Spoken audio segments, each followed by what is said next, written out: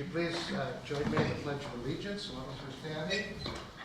I pledge allegiance to the flag of the United States of America and to the republic for which it stands, one nation, under God, indivisible, with liberty and justice for all.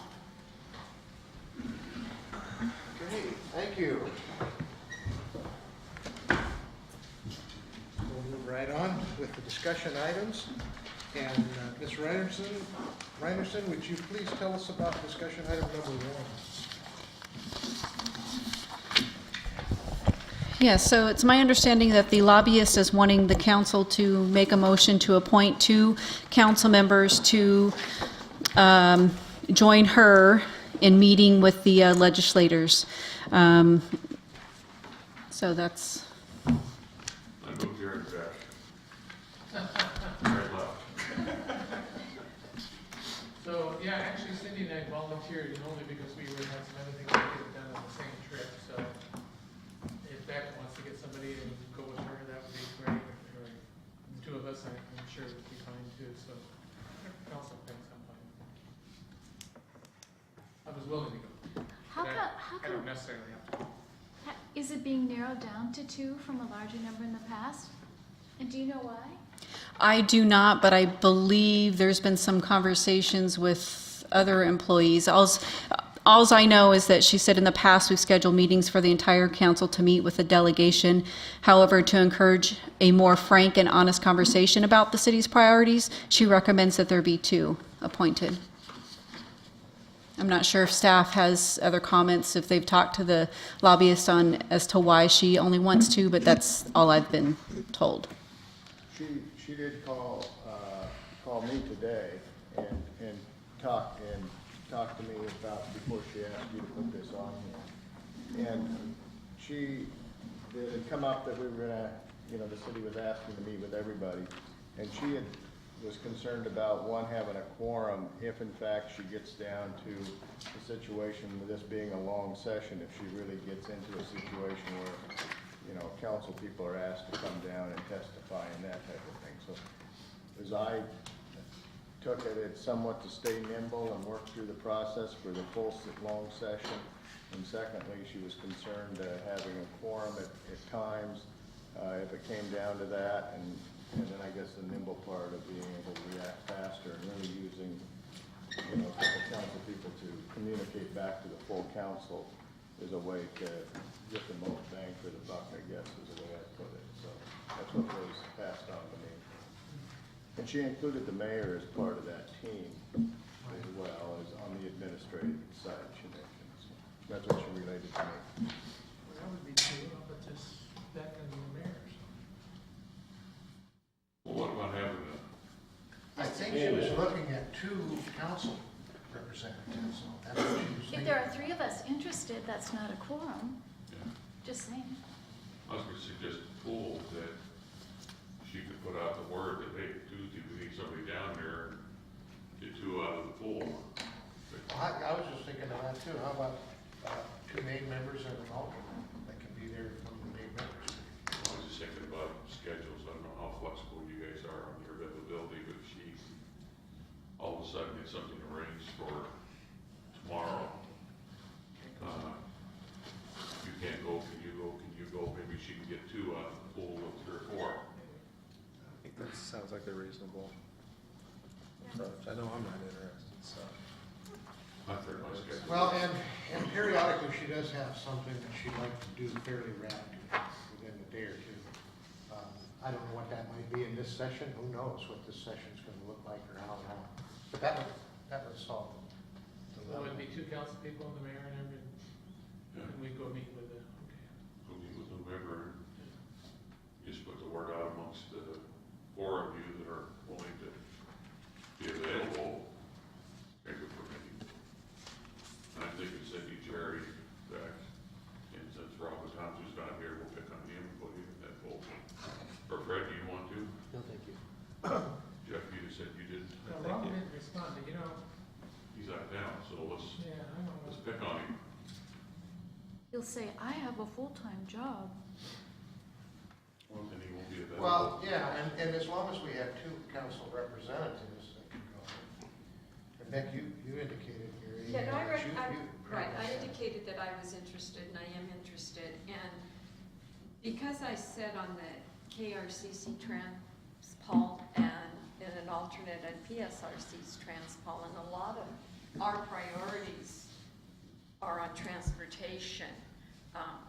Yeah, that was the primary reason why I had raised my hand, is because I understand and I'm familiar with those processes and involved in those processes. And the West Sound Alliance is one of our top priorities this year, and I've been working on that committee. So that was why I put my name in that. Okay, so then, you'd like to put four names? I can move Missy, Jerry, Beck, Rob, people. You know what, I Rob, think I'm not gonna, I think I'm fine. Sydney, Beck, Whatever, Rob. And hopefully we'll always have two council Yeah, representatives. just put the word out to the pool, and hopefully they can get two folks that are available when they need to go down there. Okay, then it doesn't necessarily need to be a motion and a vote if you all agree that those names are put forward, then do it that way? Works for Because me. these three would say no, and us three would say yes, and you'd have to break the tie. All right, so we'll do it that way, because that'll keep us nimble enough to react quickly and get over there and talk when she needs us. Okay. Let's move on to Mr. Martin. Mr. Martin? Well, I'll just go ahead and lead into the discussion and then turn it over to Finance Chair Clausen. But what you have in front of you tonight, well, I'll just say that we met all our statutory deadlines through the process. It started out back, really putting together your budget back earnestly back in July, and putting together a lot of the cost that we incurred and started to look at revenue. Of course, we went through a process where the department directors wrote their budgets and provided back to finance and into the mayor's office, and we reviewed those to meet the statutory deadline this year of October 2nd to 6th, where we had to provide a preliminary budget to the council and to the public. The city clerk's required by statute to put out a hearing or a legal notice that budgets are available, and we did have a few folks come by the city hall to pick up printed copies. I think most copies now for interested people come off of the internet, so we don't have the volume of people that come by city hall that we used to have. And of course, then it moved into a process. I had some council people contact me on individual questions and stuff over the past 6 weeks. And then, of course, we had the department directors' interviews on November 12th with the Council Finance Committee. And this year we had Cindy and Fred and Beck join the Finance Committee during the interview process, where the department directors and some of their staff on occasion came in and gave presentations, and then discussed really their budgets, their goals, their aspirations, their costs, their revenues, and to see how, in fact, the whole budget process fit together. And of course, then there's recommendations that came out of that, which I'm sure John will go over tonight in just a moment. But the documents in front of you are really a summation of that process that's been taking place now for many months to arrive at a balanced 2015 budget. The first document there is what's called, I called it the 2015 cost drivers. And we went back and pulled out all those costs that when the department directors start writing their budgets, some departments have escalating costs that just come along through a myriad of different sources. Some of them are contractually driven because the city signed a contract with someone to do business with them that has an escalator in it. Some of them are from the different organizations that you belong to that have set a budget and then, of course, notify the city what our share of that will be. And some then, of course, are out of the state statute. There might be different mandates that the city is required to fund.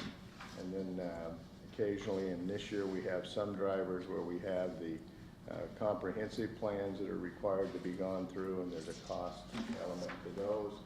And then also AWC comes through and does audits on our risk management and our risk analysis for the city, and they make suggestions as well.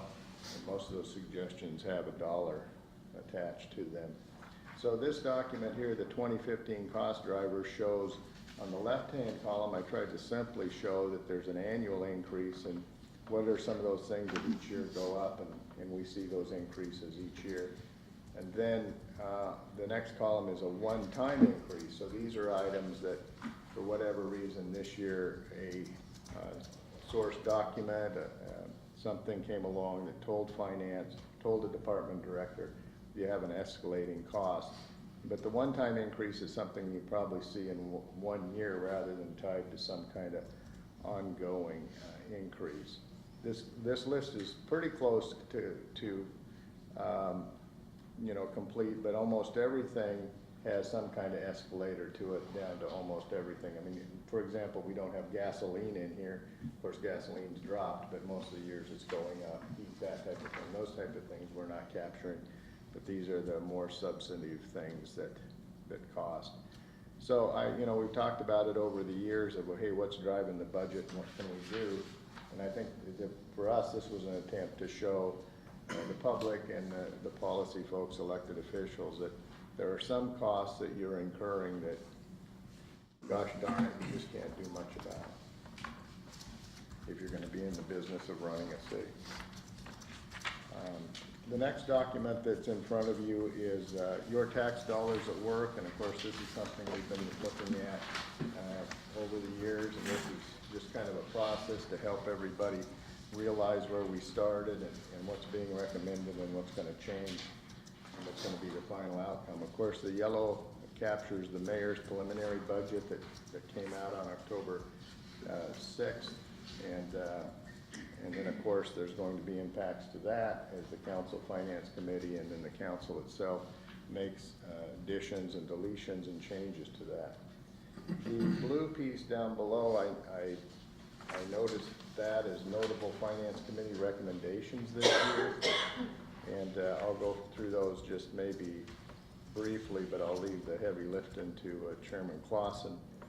But we do have up above, you'll notice City Street, we had maintenance, an amount there, and Director Dorsey had looked at doing some work on Retzel. The recommendation, we'll get into that later, is to actually earmark some money for the Bethel project, and $200,000 there out of the preliminary budget would be redistributed through this process to the Bethel intersection project. The assigned street improvement reserve, which is shown up above as assigned street improvement reserve of $506,000, 200,000 of that would be earmarked for the Bethel intersection project. So that assigned street improvement reserve would actually go down to $306,000, for example, a change between those two budget processes. Under street, the Bay Street pedestrian pathway, there's a city match to the grants being used for the Bay Street pedestrian pathway, and that money is coming out of the street fund for that. That street fund money, which is current expense, would earmark for the $300,000 towards the Bethel intersection project. That would take that to $700,000.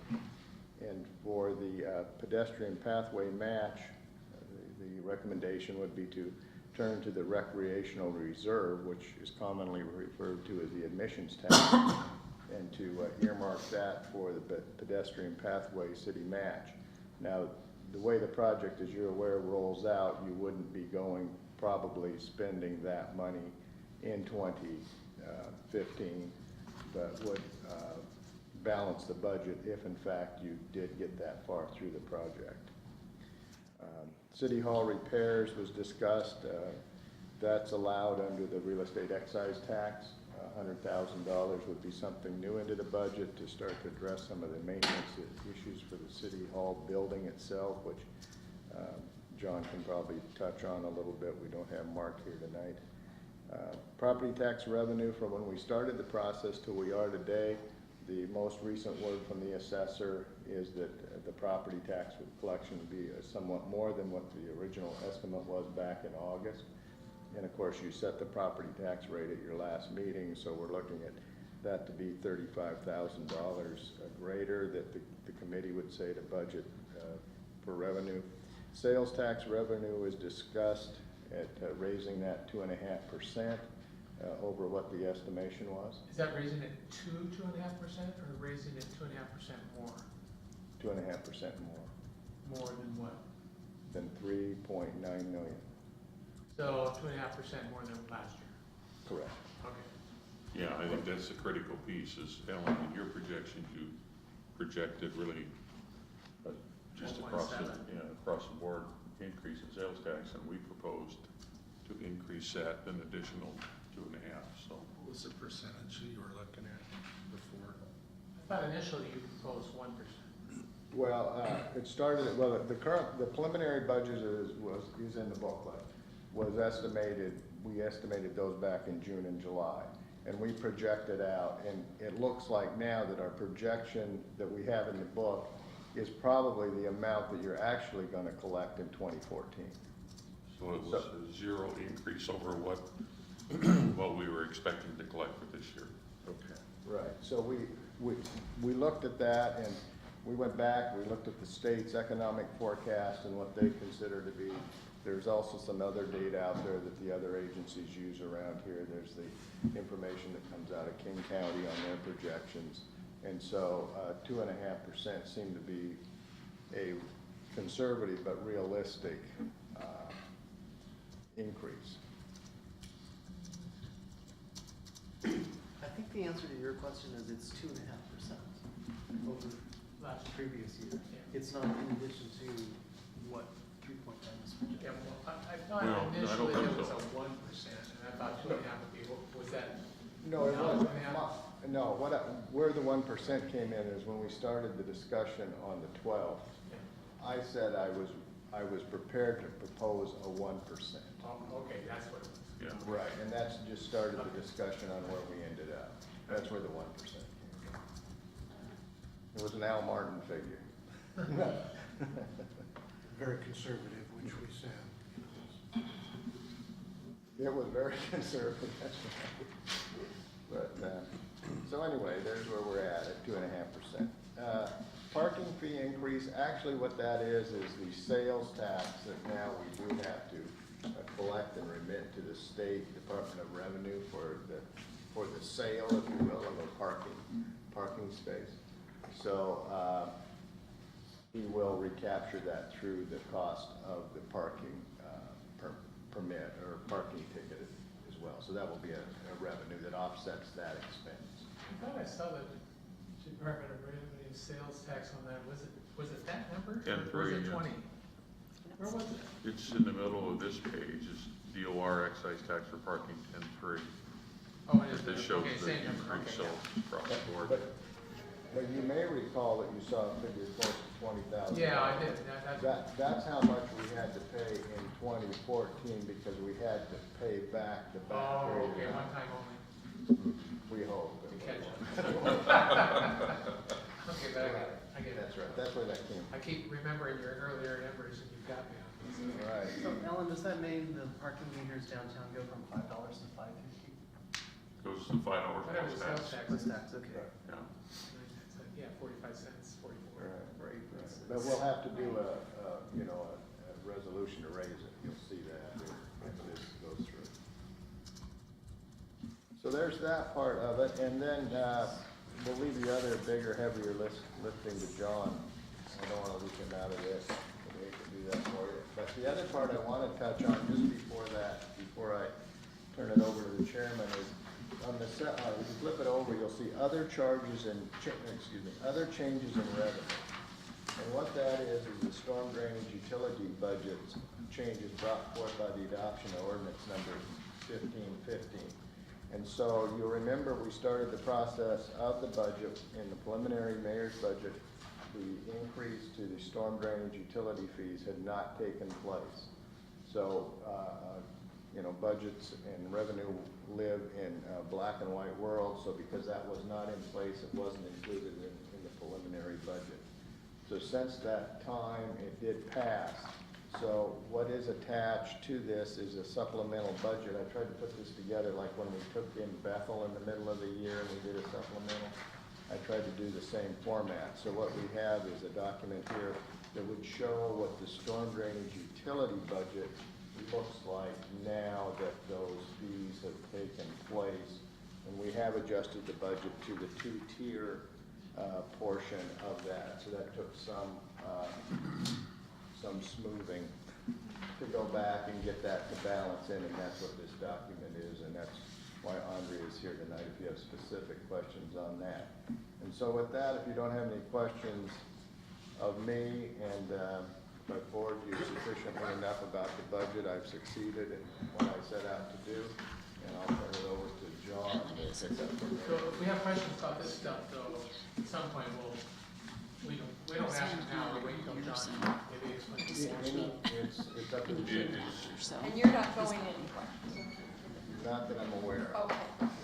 Because you sound like you're leaving. If you don't have any more, I'm out of here. Lock the doors. Okay. Well, the Kitsap Sun has their question. I just was wondering if, I'm sorry, I came in late to get your documents. Oh, I made you up a special one. Right. That's a large print version. Oh, I'm just standing that good stuff. Yeah, I made them one too. I'll bring it. We got one. Can you bring me one too, Alan? Give an extra. Once you start, never ends. I'd be glad to bring you that. Just for the record, I mean, I just need to keep it for, Oh, you got it? Just for the record. yeah. There we go.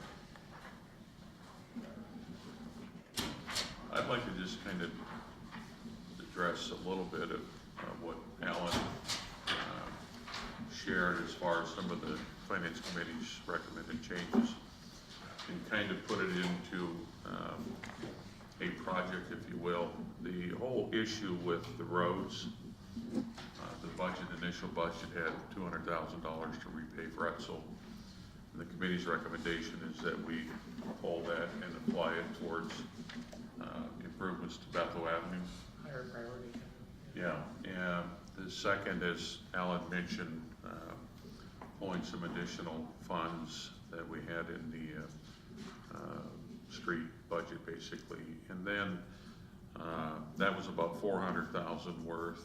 And then the committee's recommendation is to use the funding that was assigned to the Bay Street pedestrian path local share, move that over to street improvements on Bethel, and replace it with funds out of the, as Alan referred to it, the amusement tax, which was, is a fund that is reserved for recreational type uses, and we felt that the pedestrian path along the water would be an appropriate use of those funds. So that allowed us to assemble about $700,000 that we could use towards some Bethel improvements. And what Mark provided the committee was some estimates on different components of improvements to Bethel.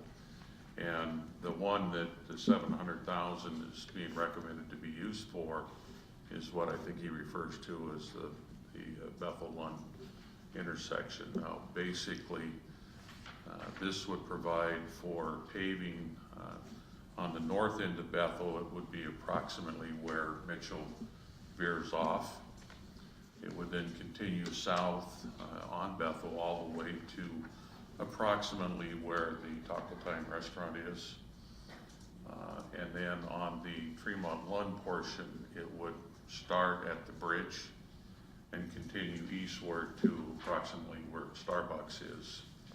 Now, the reason that is a good first phase, and this is an improvement that will be there for quite a while, is that the roadway is already constructed to 4 lanes with turns turn lanes and everything else. So it is not something that the committee felt would be an investment that would turn around in a few years and have to rip it up if we come up with a plan to increase the capacity of Bethel Road. So Something like 25 or 30 years. This Yeah. for this, yeah, so it's a pretty long-term fix, and we felt that that was a major step towards doing the improvements on Bethel that we basically kind of improved or promised, if you will, that particular group. The other one I think is fairly significant. It's the 100,000 that we're recommending to go towards the work here on City Hall. And Mark shared this with us last year and again this year, that we have some leaks around the windows, and it's 11 years old. It's getting time for probably a paint job.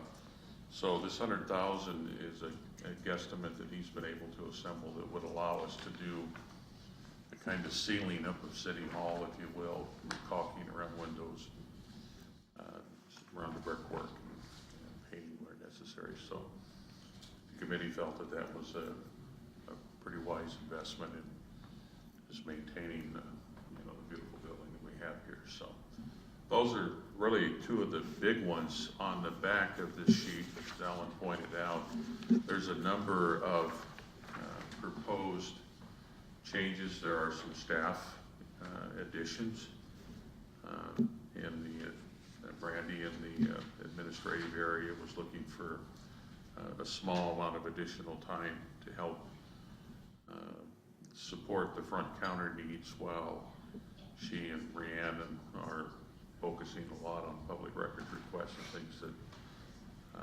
are a challenge to keep up with the clerk's office. Going down, I'm going to just hit the highlights. If there's anything in particular you want to talk about, stop. John, are these all supplemental that are here on this page? Yeah, these are all additional things that the committee is recommending to put into the budget. The IT thermal rack, that is essentially well, as it was presented to us, it's basically a cabinet, a contained cabinet that our server equipment can be mounted in, and it has the ability to vent the heat out and would help significantly in protecting and keeping our server equipment at an acceptable temperature without overheating the room that's down there now. And we have a funny little air conditioner in there. But we also talked about maybe using that fund, instead of buying a cabinet, look at relocating the city's servers, maybe up to the 4th floor up here. Currently, if you're not familiar with the servers, they're down in a small closet area that is off of the planning department, public works area, and it's fairly confined. It gets quite warm. It's not really designed to deal much with that kind of equipment and servers. So it might be that just simply picking up and moving that stuff to an area like the 4th floor, which is a much more open area that could help dissipate some of that heat. And it would free up that closet area down there for those departments to maybe use as additional staff, or storage and that nature. So that's kind of I think the estimate that they gave us was about 10,000 possibly to move the equipment up, or we could spend 10,000 on a cabinet. Personally, I think long-term we'd be better off to move the stuff up, but I would leave that more to Vince and his expertise. Yeah, I know that when we did, I know that when we installed our new phone system, that there was a certain amount of wiring that had to be pulled that we had not anticipated. Right. And I'm wondering if I was wondering if that $10,000 number would allow us to do any of that type of work that needed if we moved it upstairs. That would be a question for Vince, but I specifically asked him what it would cost to move it up there. So I'm assuming if it requires a wire to move it up there, But that would be included in that 10,000 estimate, so. Hopefully he added it. Yeah, I don't know, and he said that just off the top of his Yeah. head, so I guess I would just want him to confirm what a move Oh, would cost. absolutely. Yeah. So right now, we have a thermal rack, but we're not moving. So we have to decide if we're Well- moving, then it's 10,000 more, right? I would approach this more of 10,000 in the IT budget for whatever, Then we'll make up our mind. and let Vince come back to us with, here's the cost of option A, and here's the cost of option B. And what he recommends. Yeah, exactly. Because he's told me that thermal rack, I believe he said it was waterproof. And part of our problem is we have a sprinkler head in that closet.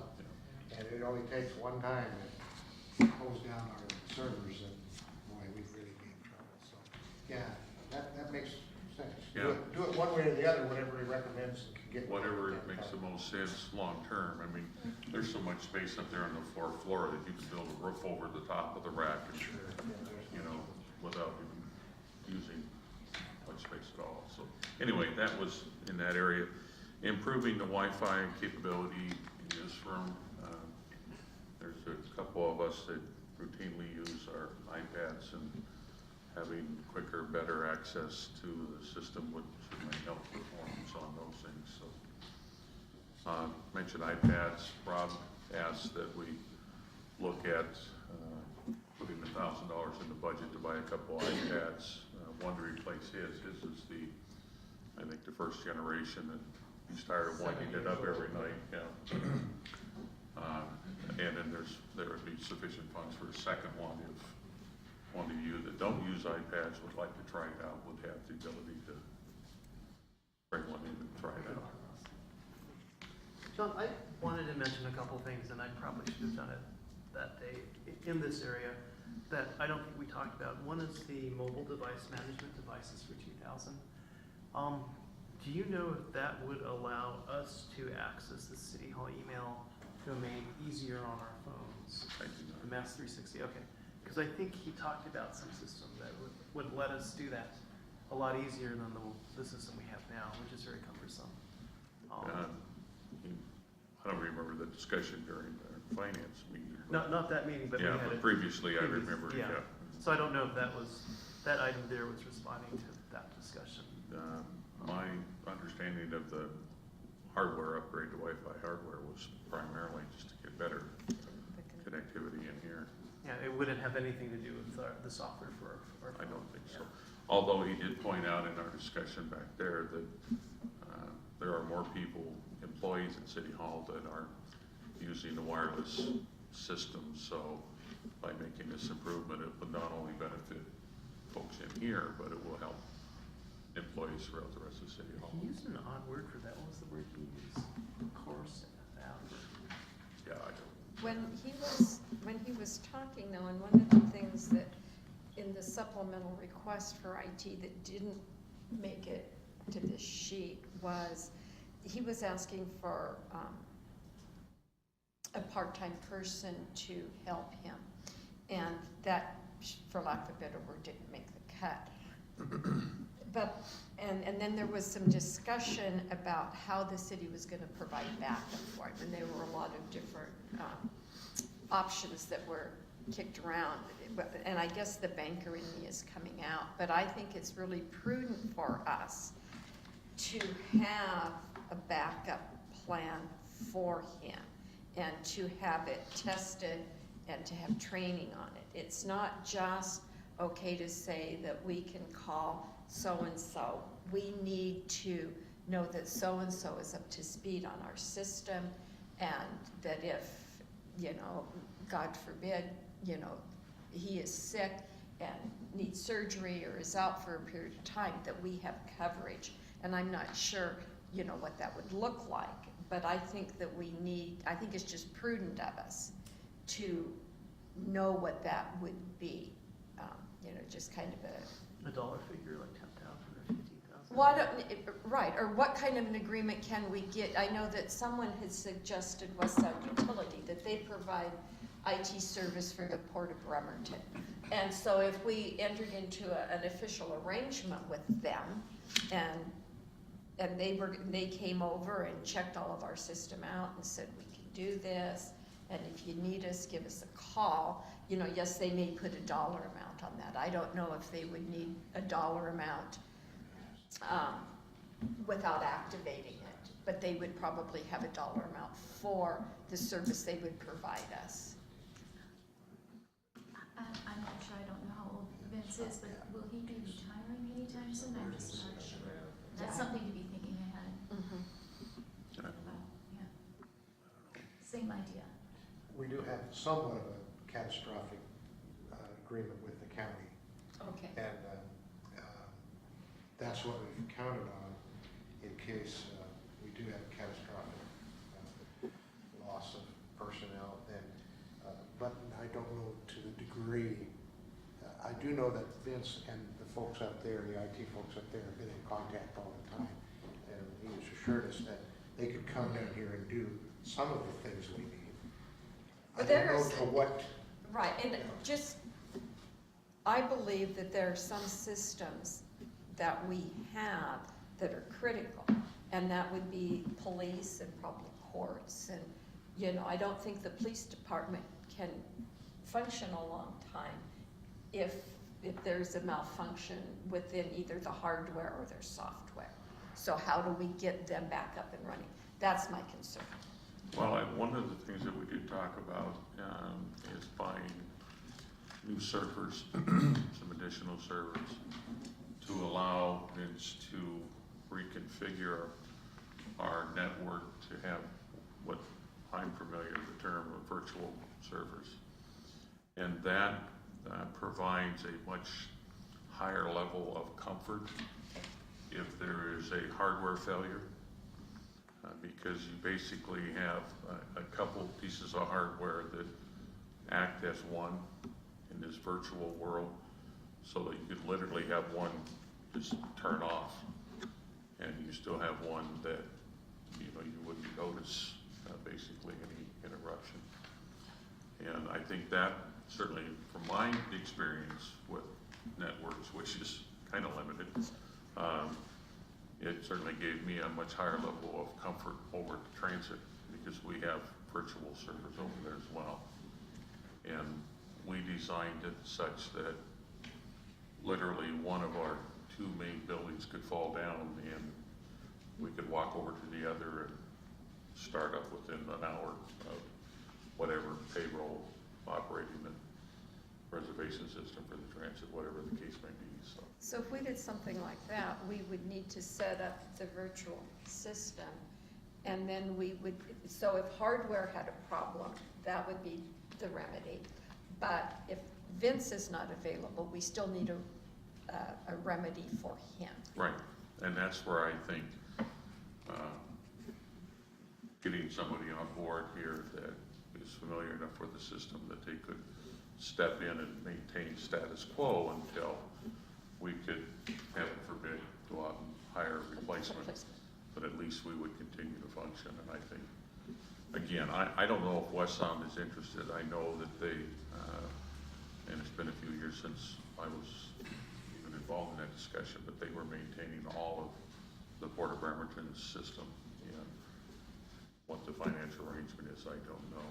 And, you know, like I'd offered, I've got two IT people in Kitsap that could come over here on an emergency basis and hold the fort down until the city could get somebody. So I think between, and then KidNet is another option as well. That's it's a group of IT folks from all the jurisdictions in Kitsap County. So you've got the library, you've got the cities and the county, and all those folks are together. And I think I would just like to see us have, I think we have three questions going on here. The police, the budgetary stuff, the emergency, and then the loss of catastrophic. I know we have a backup in Hallsville. We've had an agreement for several years backing up all of our systems. The police go through Kitsap County. I know that they have a portal that has to be protected. And as long as we protect it properly, according to Vince, it shoots right through to the same as the sheriff. I think maybe Vince needs to come here. We need to invite him for the next work study or the next, maybe the work work study after this to answer some of those questions. And we'll give him a heads up on these several different, provisions that we may or may not be adequate, and so that we can start making those decisions, or you guys can. I know he's talked to me about all three of these in various ways, and I know that one of them wasn't ideal, but it's about what we could come up with at the time, so if that's all right, that's what we can do, get him to come and answer these questions, because really we're just, he's the one. So we'll take a look at it. Okay. I think we should check out to see what options are out there as well, so, without doing a little homework, it's hard to suggest which. Yeah, he may have done some of that homework for us and already talked to him. But we've or got whatever. this money in the budget, and Yeah. so, And we've got the new servers that John spoke to, so, what I propose is after we get this put to bed, then after the first year, sit down and actually put together a package and a review and say, here's where we're at, and here's some options. Does that seem reasonable? Sean, can I bring up one item that I've been thinking about since last Wednesday? Regarding IT, the two items that I've been sort of wrestling with is a website upgrade, because I think we need it. I don't know if it's worth $15,000 that's suggested here, but I was looking at that. And just for the sake of argument, I would say, what if we went for a website upgrade saying it could benefit more than just staff? Maybe also, assuming the mobile device thing is the thing that would make it accessible for staff and us, maybe put that in. And the item that I'm thinking of, of deferring would be the Springbrook HR module. So just for discussion's sake, I just wanted to throw that out there. I know it's an unpopular suggestion we heard about the need for the HR module and how it would help both the manager and staff with their timesheets. But I kept thinking, well, the website might help more people when they're doing searching for things. And if we could get our email on our phones, that might also help us and other staff who can do it. So I just wanted to throw it out there to consider. It's the council's decision. I personally think the HR module is far more beneficial in the sense of keeping the place here running as efficiently as we can, so that we're not spending more than we have to. I wouldn't, I think, I agree. But I also agree with you, Fred, that I frankly think our website is, if somebody just tunes in to Port Orchard, hey, Port Orchard, check out that website. No. I mean, it has nothing inviting about it that would make you say, wow, this is a really up-and-coming city, they really got it all together. It needs help. And what you're saying is true, so we tried to do something, remember when you were working on it? It got a little better. We but got that a was little, how many years ago. But that's what we're doing, we're band-aiding things. Brandy and Rihanna worked really hard to try and give us more for very little or nothing. And I understand that, but truthfully, if you want to play in the big boy game, you gotta do something with your website that makes it pop. It makes it really functional, makes it exciting to come to, and not only for people to come visit, and there's lots of people that look at our website from all over the country because of the author that's in town here, but for people that are gonna do business here, they wanna look at there and say, what's going on and how can I get a permit and what, that should be so easy. And so tourist kind of buttons that take them one way and business buttons that take them in and doing their permits or paying their bills. I know we kind of have that there, but if you've spent any time looking at the front page, you just kind of want to shake your head and say, geez, that's really Just- lame. just to kind of echo what you're saying is, it's not, when you get on our website, it's not intuitive where to go. So, It is hard to find. I personally don't argue the fact, I think the website needs work, but given the choice. And I don't know that that's the best choice, that's just the figures that seem closest. Right, no, I based on understand what that, I but, saw, so I thought, and we've heard the issue of the HR module for a couple of years now, and I think Deb's done a pretty good job of keeping her finger in the dike, and I think this will allow her to work more efficiently, and certainly even into the treasurer's department with, you heard some of the comments about when you make a cold adjustment. It's pretty much a push of a button, as opposed to now it's quite involved when you deal with all the different labor agreements and different classes, so. I'm not arguing against the website, I'm just suggesting that given the choice out of the two, my vote would be. You for wouldn't the like, HR that's one. not a good choice, okay. I'll withdraw the choice, but I'd like to push the. Keep looking at it. Well, we could have a bake sale. We gotta raise the revenue somewhere to cover the expenses, so.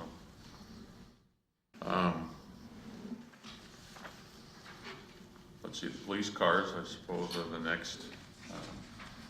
We have a real challenge with the police cars in that we do have the ability to buy 2 cars next year. And the chief shared, he's looking at the 4 small SUV vehicles that are, in his estimation, going to perform much better and work much longer than the Chevrolets, I think, that we bought a while back, and they're just not holding up in the police world environment. But we're not really putting any money back into the reserve fund. And really, he wanted 3 cars next year, and it's a concern, I think, generally in the committee that, I forget the number of officers, I don't know if you guys remember. I said 24. 24 officers, and replacing 2 cars a year, we're gonna start falling backwards very, very quickly. The SIU SIU fund, fund has 1 car for the 3. yeah. So So John- we're still only budgeting for 2. 3. Oh, we got 3 out of the SIU, okay. Well, no, the SIU has Is 1 one. and now 2 out of the general. The 2 out of the general fund, so. So 3 total? Yeah. But we're the putting committee, nothing we- back into the equipment Right. reserve. We had, the original preliminary budget had 1 car out of the SIU fund, 1 out of the general fund, but no repayment to the car out of the general fund. We were just taking out of the equipment reserve fund. Right.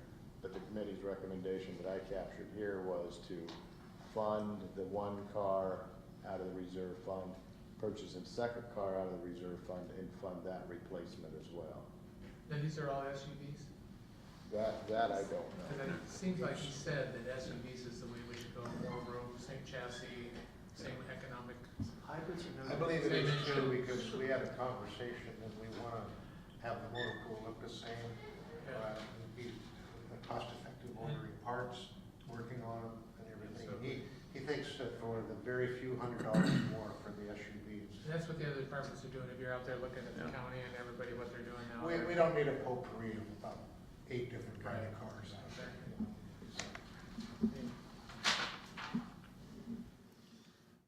Okay. No, I guess I don't want to really go down this list and read them all. Alan, is there anything, or any of the council members? I had some questions. I had, they're not huge, but I know that the council has voted to move forward with the pedestrian path. And part of that was that it would be 14 feet. Most of the path will be 14 feet, but it will go down to 11 feet in front of any properties that didn't want to sell to us. And Assuming we can get that approved.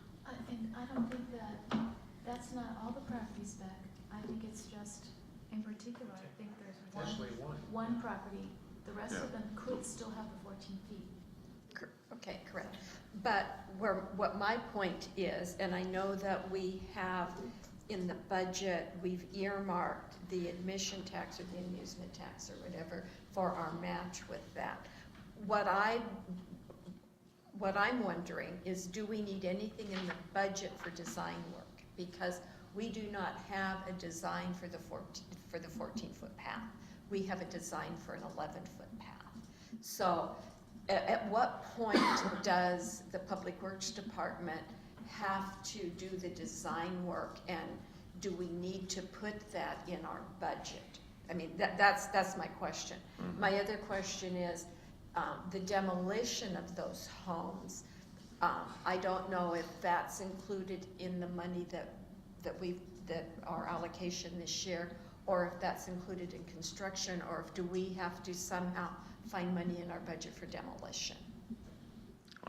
My guess would be that's project-related costs, but I think those are questions that we need to ask Mark, unless, Alan, you know. I do know on the one piece, Director Dorsey sent an email that said that he would need design money, but he didn't anticipate knowing what that cost was. He didn't have, because I specifically said how much. And he said he probably really wouldn't have that till June. Is that possible to use the cost of the design as local match towards one of these grants? In other words, could we use part of the $300,000 to pay for the design and then use that as a credit towards the local match? Because sometimes you can do that. That's right. We'd have to look at that. The way that we left it at the staff level was that we didn't have a recommendation for an amount. If you captured it correctly, there is gonna be a cost, but we left it that we most likely have to come back and ask for a budget amendment if it came to that, and to identify revenue. But you're exactly right, and it's proper to bring that up. I just thought that that might be a large enough number that we would at least need to be aware that we're going to need that at some point during the next 3 years, because that's our time window on the purchase of the homes. So I don't think we're actually gonna get to it in 2015, my sense is. I mean, I know we're doing the bridge and the property acquisition part is gonna kick in. I think that's all gonna be pretty busy, and we're not gonna really get into, once we get things out of the way, once we do some demolition, that the design can come probably in 2016. what I want us to be aware of is that it's probably going to be a budget item for us, and the demolition may be also. I believe So- it is too. Yeah. So, There's money in I it. just want to make sure that we account for that.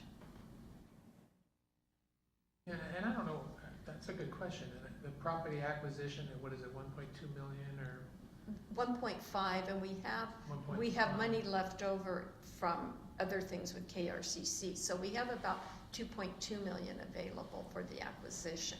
And I don't know if that's only acquisition, or if we can do anything else with I that don't know if money. that could be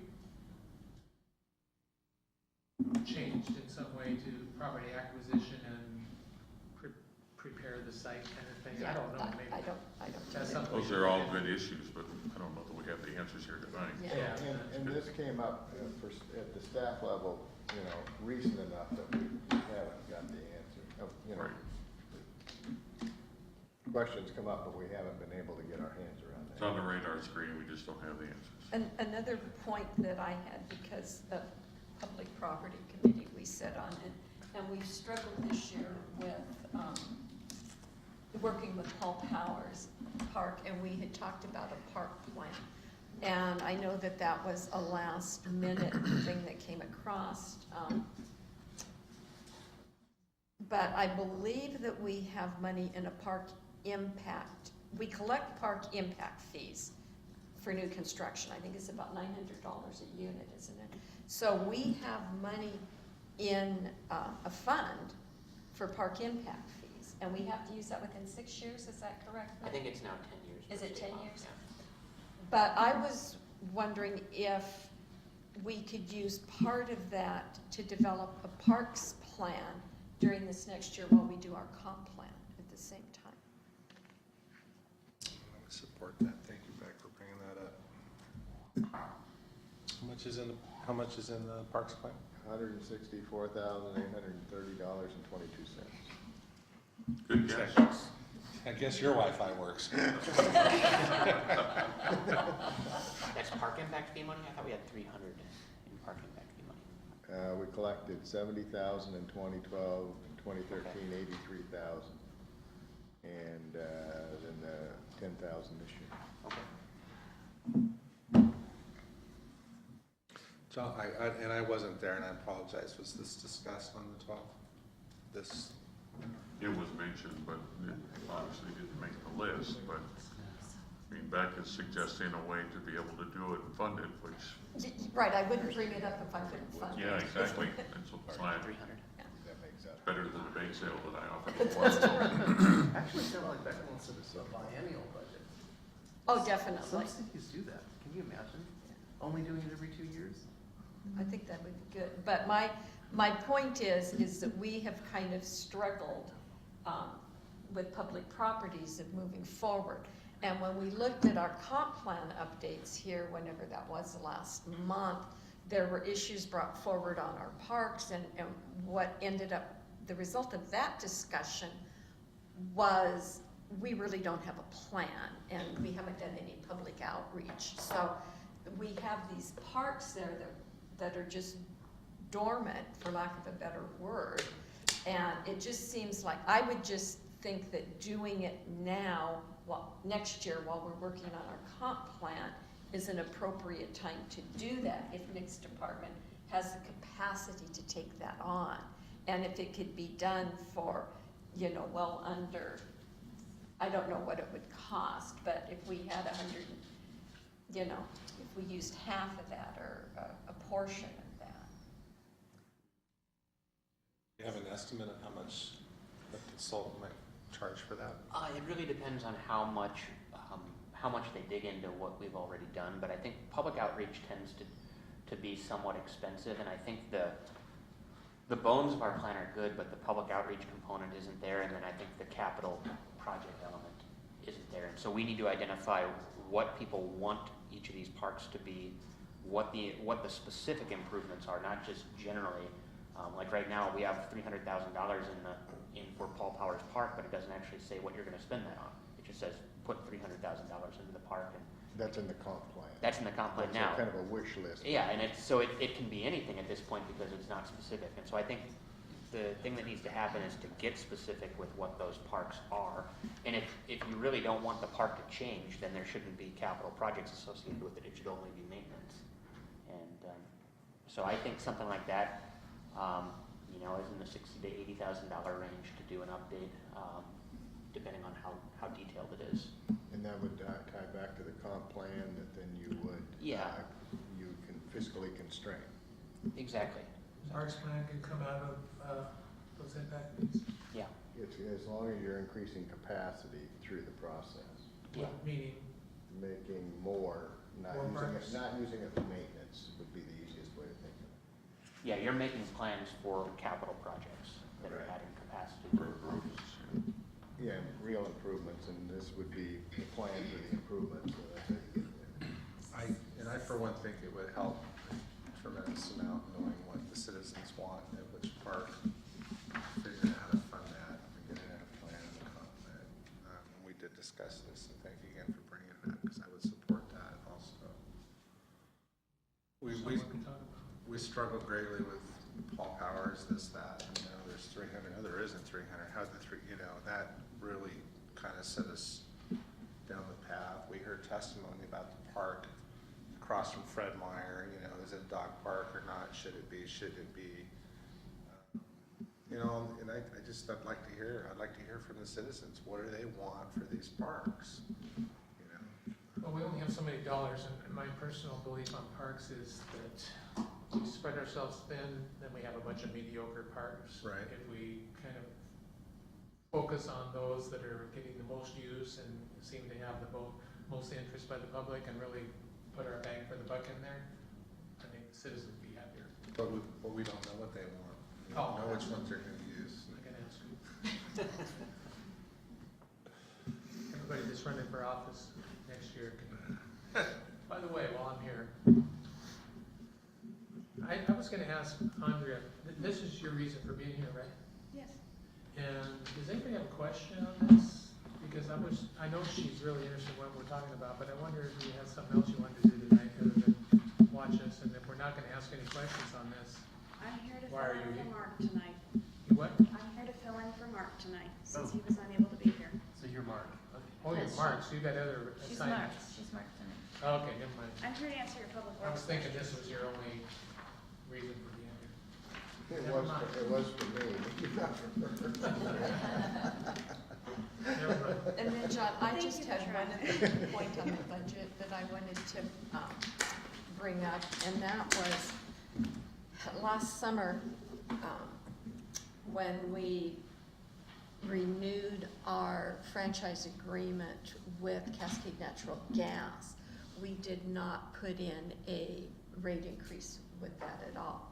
And at that time, I was not supportive of a rate increase on that until I had worked through the budget. And I've gone through that budget process now, and I'm just, I just want you to know I'm willing to entertain a franchise-free increase on the natural gas now in order to do some of the things. And I know that the council has already earmarked that for pavement management system, but I have seen a lot of things going through this process that that I don't see anything really, I see nothing extra in the budget. And I think there are things that we could accomplish with that money. And so I would be willing to entertain it. Those were my comments on the budget. Well, it's better than a bake sale. It will generate additional revenue. And, you know, it can be used to fund whatever. I think the discussion that the council last had on that was focusing it primarily on street improvements. The pavement management system is something that Mark he asked for last year. And I don't believe it's in this budget this year either. No, because. He put it in there, but we just couldn't fund it, so. I mean, that, as Mark has shared with us before, at least that piece will allow him to better manage the improvements that we need to make and help get grants for some of that, and making sure that we're spending our paving dollars where it's gonna get the most bang for the buck and that sort of thing, so. It's a worthwhile project, but it's $100-some thousand, if I remember correctly, so. Well, with the 100, then it kind of eased up, they always do. I was gonna say back that, you know, actually raising it incrementally a little bit, assigned to something that the citizens can see and realize that's important would be good, but in this environment, I would probably never vote for that. The reason is because we just went through this with all these raises we're gonna have now. I mean, I in good conscience would never vote to raise hardly anything other than What Andrea says we have to do to stay compliant in stormwater and keep the sewers and water functioning the way they're supposed to do it, and that seems almost elected to me, and in this environment I wouldn't do that. Me personally, just telling you. I'm in the middle because even though I voted against it, I kind of like overall what we've done with the stormwater, and we're doing it in 2 increments. We're raising it in April and then we're raising it in June. So for something like gas, I would feel more comfortable if we also raised it in increment. It's currently 2%, maybe 4% by April and 6% by July. And there's 2 reasons for that. The reason for that though is that because you'd really be introducing it in the summer when it's lower, as opposed to going from 2 to 6% in the winter when it's really high. I do see that bill every month, and I see that it is a small amount that could add up, but I'm not completely in. I understand what Jerry's saying too. And I hadn't thought about what size of an increase, or if it were incremental or anything like that. I just, having gone through the process, and last summer when we did this, I was not supportive of an increase until I had gone through the budget and really knew that there wasn't money growing on trees. You thought that? I had hoped, so, but at any rate, now I would be willing to entertain that, and open the discussion. So anyway, those were the primary things that I saw in the budget that we were working on. Do you remember, John, what that increase would generate? Do you remember, Alan? It's 60,000 every 2%. Yeah, it's 30,000%. Okay. And Fred's right. So if you went. So we went from the 2 to the 6, it would give us the 120 for the pavement plan, which I thought was 120. I thought it was a direct correlation, if I remembered right. For 1 year. You know, I'm really torn. over that, and, you know, I was supportive of it before. I guess I'm a little more hesitant, well, twofold. Number one, the only way I'd support it is if we agreed on where the money was gonna be used. Because I would not support it if it was, as I have commonly referred to it, go into the big black hole of the general budget. Because it just gets sucked up too quickly in things that you never see, you know, any benefit to the community. The other thing that I'm hesitant about right now is, I have to agree with Jerry, we're just increasing stormwater, and we're dealing with both of our water and sewer utilities, and kind of like our stormwater, we're legally obligated to make sure that those two utilities run in the black. And, you know, we're gonna be facing increases in those two things right now as well. And I just am reluctant to just do too much at once. These things we have to do, the utilities, the gas bill right now, we don't have to. It'd be nice. I'd love to be able to fund the pavement management system, and I would even more love to fund a paving program on an annual basis. But right now, it's just too big of a bite, personally. I have to agree. It's going to make a huge difference in what everyone is going to have to pay. We're talking about pretty much a doubling of rates, and that's on all fronts. And I'm not sure how people are going to be able to handle that here in Port Orchard. I know we already sat down and tried to figure out our budget, what that was going to look like, and that's a big change. So, Yeah, no, I agree, it's all coming, but I think we're gonna need to sit down sometime and have a serious discussion on where we're gonna get the money to pave our streets. Because that's what I constantly hear, that's what I constantly read from the citizens.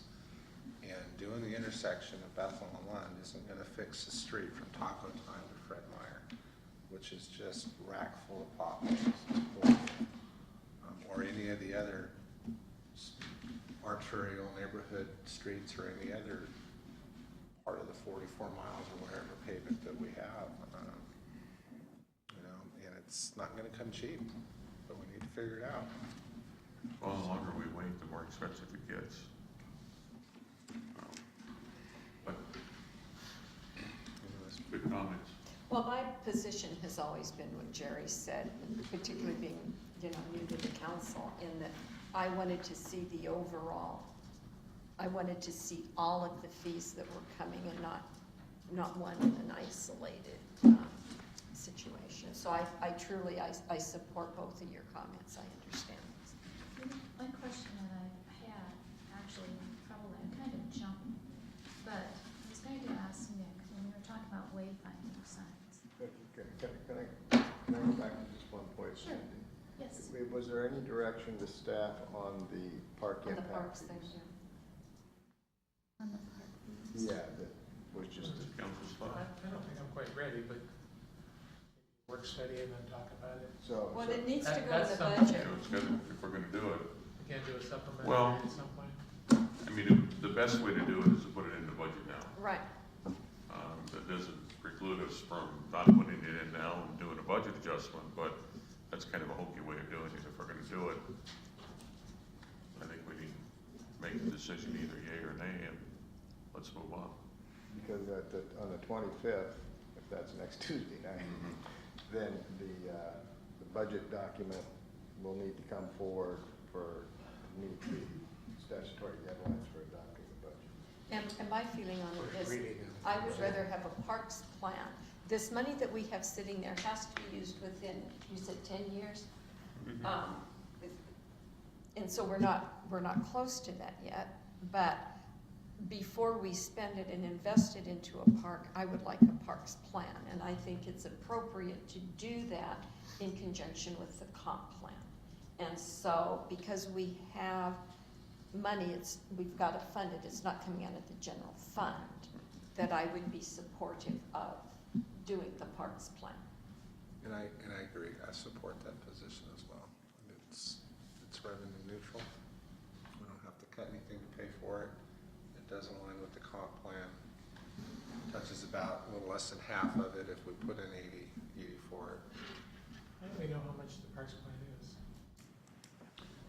I mean, I've done a number of system plans over the years, whether it's water systems, sewer systems, and there's sort of a ballpark for doing that sort of planning exercise when there's public involvement and just the level of detail that's involved, and so, it's just experience. How much is it? I'd say it's probably 60 to 80 to do a light revision to our parks plan to fill in the details that aren't there and to update the budget and capital facilities element of it.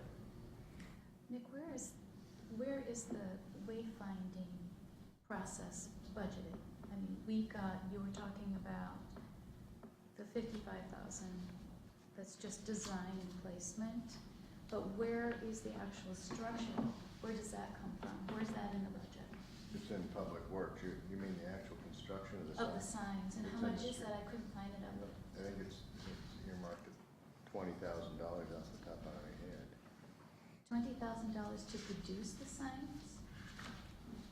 To buy signs. There's $20,000 to buy signs. And it's just the first phase of them. It's a phased project. Right, and so the city has a sign, it has an ongoing sign budget. And within that is earmarked $20,000 it would be for a wayfinding sign. And I think the first one that would be anticipated would be at McCormick Woods Park, because there's not a sign out there. Isn't Well, that right? and at the same time, I think the signs that are in that fund would be these street signs. I think if you're gonna have like an entrance sign to a park, that would come out of the parks budget and would have to be budgeted as such. And so this is just the first handful of the smaller signs to get people from the highway to downtown, would be, That budget item, or a But it- discussion item, we can probably get to that later. well, but yeah, But I until we wonder- have a final spec and cost estimate, we don't know how much each one of these signs is going to be, so we have How to, many we- yeah, we don't know. We're just putting 20,000 in there because that's what was available in the streets signage budget. It's on page, thank you, it's on page 95. Right? Thank you, Aaron. And that would buy one sign? No, that's a budget for wayfinding signs. Plural. Our goal on that project was to have cost estimates by now so that we would know what we were budgeting. But until we've selected an alternative and put together the bid specifications, we don't know what the cost for each sign type is going to be. And each alternative has 6 or 7 different sign types, depending on the application. And so you have to, and then the plan itself is gonna prioritize which ones are gonna be the highest impact locations and signs that should be prioritized first versus later in the rollout of a wayfinding system. Are there any other I have a questions, question comments? for Alan, which is on the grade page. Can you just refresh my memory on the 150,000 REAP funding to Bethel intersection project? Is that 150 of what originally went to Retzel, which we then went to, okay. That's correct, that's correct. So I'm writing Retzel here. I know. Are we asking questions about all these sheets now? Sure. Is that where we are? Well, did we, I still didn't hear on the, You had two here that were supportive. so that's how it ended. Well, I'll ask the chairman of the finance committee, how would you like staff to proceed on the parks? However the majority of the council wants. How's that for That's a excellent. political answer? That's an excellent one. So I heard Fred say that he would be supportive as well. So it sounds like you're gonna, I'm ready to do it. I'm not against it, I'm just not ready. But that doesn't matter, you got 4 that seem to be for it, so it's fine. I would reluctantly support it, and why I'm reluctant is I would hope that we could get more of a feel of what the community wants versus just update the prices in our current plan. I would really like us to find out what the community's And interested in. that's what this is meant to do, as well as update. Well, I understand, but I also heard Nick say 80,000 to just update and freshen up our current plan. yeah, but that would be filling in the details of what the public actually wants. So there would And be then an doing the outreach budget to the side, public, yeah. then I can support it, if that's gonna be included, because it's been a number of years since we've asked the community, probably 10-plus years ago that, and the one thing I remember vividly out of that one was they want more access to the waterfront. So it'd be nice to know if it's changed. Actually, the Parks Plan was 2011, 2012. Yeah, the Parks Plan was, Process was 2011, the plan was 2012. yeah, The last time we did a survey of the residents of what they wanted was quite a while ago. That I remember. I forgot what I had for breakfast this morning, so don't take me as gospel. The staff's heard that the next iteration of the budget will include $80,000. Okay, any, Jerry, you had questions on the yellow sheet? The first one was King County Jail. So basically, they've increased what they're charging us. Kitsap County Jail, yes. All right, did I say King County? Yeah. That really would be so where I've been for a long time before I came over here. So that's gonna be the same every year, then that's just an addition. Not necessarily this year. Because it says annual. COLA. increase. That included part of the year that we couldn't take anybody up there to Forks because they were remodeling, so. There's yes and no. Prisoner boarding may go down. Part of that is Forks remodeling. Once they're remodeled, we might be able to reduce it back again or something. We might chip away at it, but not all the way back. Not all of that. I would want you to understand that the jail bill is costing the city more. it used to Both. be a quarter dollar. We pay monthly, and then they bill us, we pay a monthly set amount, and then they bill us for any overage on that. And where the management comes in is on the overages, where they try to get as much as they can up to Forks to kind of manage those costs. Well, our current agreement, we're essentially like a retainer, we're buying so many beds. Right, that's exactly right. And when we exceed that, then that's where the additional one, if we can move those folks to Forks, Right. or come up with some alternatives, which we haven't been able to yet. But volume's up at the Gray Bar Hotel. Yeah. Okay. Another thought I had was on the HR module, so the first 18.5 buys the module and entitles us to our first year of maintaining that, and then the next year we start paying our annual, whatever it was. License fee. So we don't pay any license fees, so 18.5 it won't be more than that in the first year. That's correct. Okay. And then I had a question about, I was going through the MRSC budget deal, the Green Book suggestions, and it was talking about profits from the liquor board and liquor tax. And I remember we just, took it in the shorts from the state over liquor and liquor revenues and all that.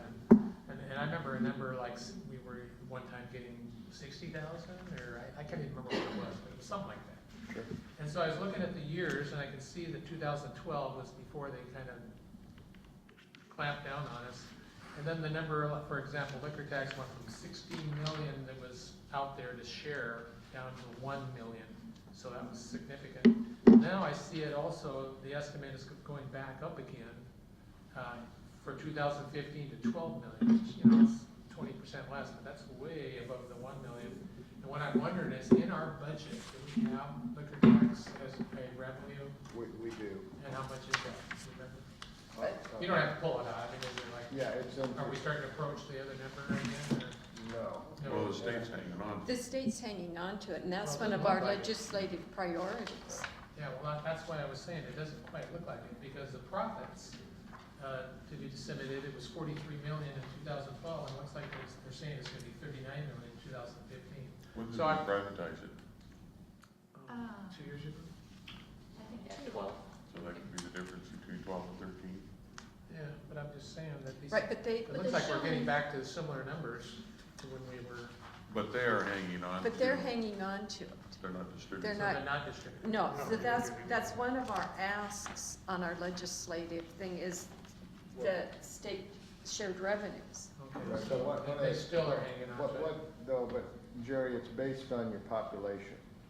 So you can't really compare 2009 revenues to 2015 Because revenues because your population 3,000 or base 4,000 higher. tripled, yet your money isn't even what you were getting when your population was two-thirds of what it was today. I mean, you went from 5,000 people to 14,000 people, and you're getting less tax based on a population calculation. So that's what I think you're capturing there. It's not actually the flow of the funds and the tax back to the city, it's the population change that the city incurred through your annexation process. Okay, so then, as long as I'm still talking, nobody shut me down. You said that 325 or 350,000 that we had set aside for paving in the 2014 budget, we didn't do. Now, where was that money, where was that gonna come from? Was that a red money? Where was that coming, or was it a multiple? It was just like we did this year, it was cobbled together from various sources, and he's done a lot of the paving, and, you know, he's done the grind outs and this, I mean, you'd be better off to speak to that. No, I'm Some talking of about that did get done. I'm talking about that. The money we were gonna spend on Bethel. Bethel has been postponed until 2015. I know, but I'm talking about the money budgeted in 2014. Thought it was Retzel. So it's been rebudgeted into this budget. But yeah, so is that part of the Retzel money? Yes, exactly. And last year it was coming out of different places, different pockets. And one of them might have been red and one was, maybe, I don't know. You start over So every it time. never it's came out brand new. last year, right? You had more money to budget in 2015 because you didn't spend what you had in 2014. Was that the 262,000 that we were talking about at finance? Does that sound familiar? Once I get a number in my head, Right. you can, Right. I was telling you, it stays in there. Right. So, the reason I'm asking is, I'm trying to think back, was the money general fund money that we budgeted in 2014, or was it some kind of fund, and did we ever take the money out of the fund? And my guess is no. Well, that is an excellent question. You are paying everything out of the street fund because it's a street project. Okay. And part of the HR module captures all of those expenses of everybody doing that, and then goes to the project management piece of this thing. So you're right, yes, it's all getting out of street.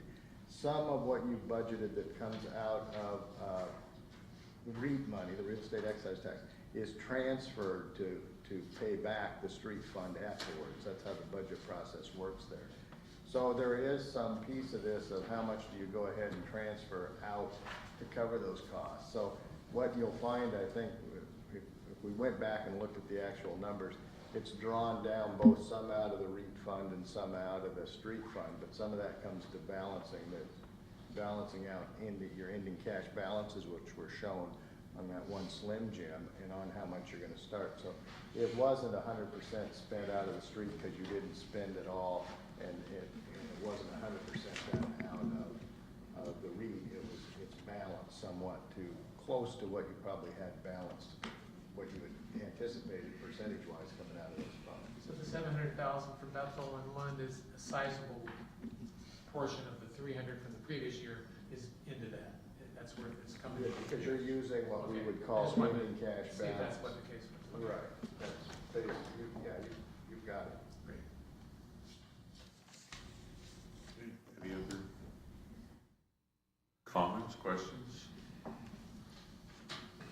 Just the plan is we capture what we've talked about here and make the tweaks and bring it forward. And I wanted to say thank you to the finance committee and staff for all your hard work. This is not an easy process. I personally appreciate it. We're just 15 minutes long on the budget, but we'll move on to, We're 10 minutes short on the first one, so. yeah. Well, I think this is one of the best budget discussions, really, I think we've had. I felt really good about it. Time well spent. I have to say it was helpful to allow council members in on that meeting because there's so much to be gleaned from that process. So thank you for allowing that. Okay, we'll move on to discussion item 3. Mr. Barnes. Yeah, thank you. I guess in September, this issue came forward to work study, and it was the discovery that the densities that we allowed in our current mixed-use zone were not really viable for development or for supporting the cost of developing a mixed-use structure. Have done a little bit more research on this and have come back with a recommendation for sort of an interim fix to this regulation, and we're asking for council to give us direction whether we should take this to the planning commission for review, or whether it's something that you don't want to consider at this point in time. The recommendation would be to change the density that's allowed in all mixed-use districts from 12 units per acre to 30 units per acre. However, you'll see in page 1 of the table that I provided, there's a footnote number 22, and if you go down 2 pages to page, or 3 pages to footnote number 22, it actually allows for an even higher density in the central downtown overlay district of 48 units per acre. And just for reference, if you had a 10,000 square foot lot and you applied 48 units per acre to that lot, that would provide for 11 housing units. And so, assuming that you have a maximum of about a 4 to 5 story building, that's 11 units over 4 to 5 stories, which is probably a practical density for that lot size. I think if you go a whole lot less than this, you're just not going to see mixed-use development occur. And so the comprehensive plan says that it's a goal to encourage this type of development, but the regulations really don't support that sort of density. And so at this point, we're not asking you to vote on this. We're just asking you to send this forward for review to the Planning Commission and to take it through a process, or to just give me the instruction to drop the issue, or come back with something else. I would be supportive of sending it to the planning commission for review and recommendation. Well, I'm not sure I'm supportive of this, because in some ways I feel like 640 Bay Street is driving. That kind of bothers me, because, now, it isn't just for 640, it's for the whole downtown. It applies to everybody, so we're not, So, I mean, I'd be willing to listen, but I have this feeling that it doesn't feel quite right, but I agree with Jeff. Send it to the planning commission, let them give their 2 bits, and then maybe by then I will not be thinking that. Yeah, and Who knows? More information is always better. Some more information. no, this is nothing like that. So this is, and just for your information, I know at least one council member did contact me and had talked to some developers about what is practical. I would encourage you, if you haven't, to talk to people in the development community and ask them, based on Port Orchard's prices and, land prices, development costs, what would make a viable mixed-use project? How many units per acre would they need to get to realize a return on their investment, so that, that land is actually developable as it's intended? And, but yeah, it sounds like everybody wants it to go forward. I see a lot of heads nodding. When you use the 640 Bay Street as an example, because you kind of did that, about the number of units, is there an estimate on the size of these units, the residential square footage of the units? Well, Going from what to what? I mean, the downtown overlay district has a minimum size for a unit of 600 square feet. So it means you can't have smaller than a 600 square foot unit, which is a 1-bedroom or a studio unit, are typically about that size. It would go to what? That doesn't change. It's still a minimum of 600 feet. But the thing is if you consider a 10,000 square foot lot, and if you have, that's about a little bit less than a quarter of an acre. If you allow 12 units per acre, that's 3 units on a 10,000 square foot lot. And so if that building is 2-story, that's 3 3,300 square foot units, roughly. And a 3,300 square foot unit is bigger than most houses and is not marketable. So to me, I think that if you're only going to allow 2-story buildings and you're allowing the entire lot to be covered with building, you need to have at least, I guess that would be about 40 units per acre, so that you'd have 10 1,000 square foot units on that 10,000 square foot lot. These would still be subject to all the constraints in the DOD. Oh, all the design guidelines, yeah, Okay. yeah, We're not changing the design, exactly. and we're not changing the heights. Yeah, and I think those are issues that can be studied at some point in the future, but it's not something that's a priority for us right now. But this is a major roadblock to development as it's written today. I like it, I like smaller units. I'm all for And it.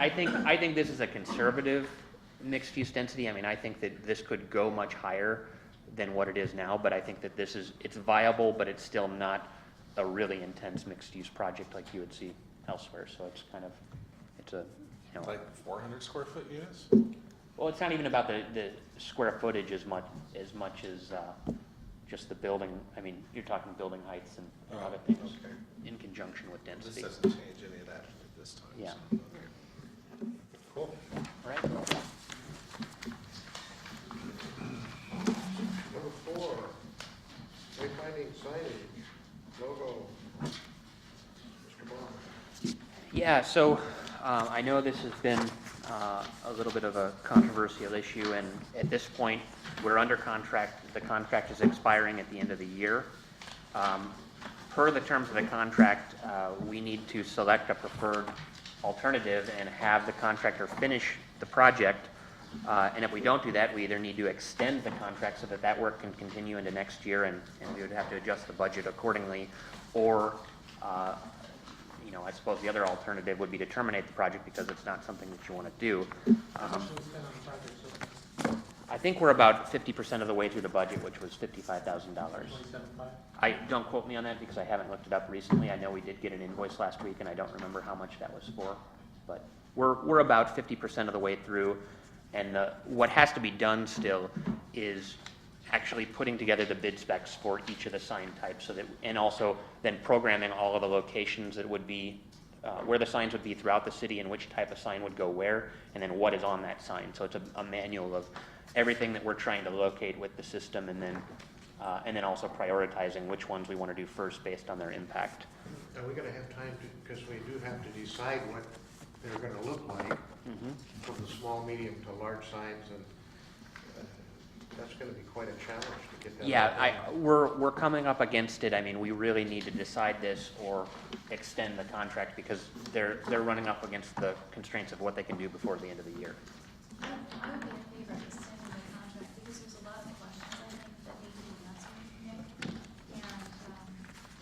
And the discussion we had at the receptor has raised more questions. I know a lot of people want to know about timing, what the process looked like.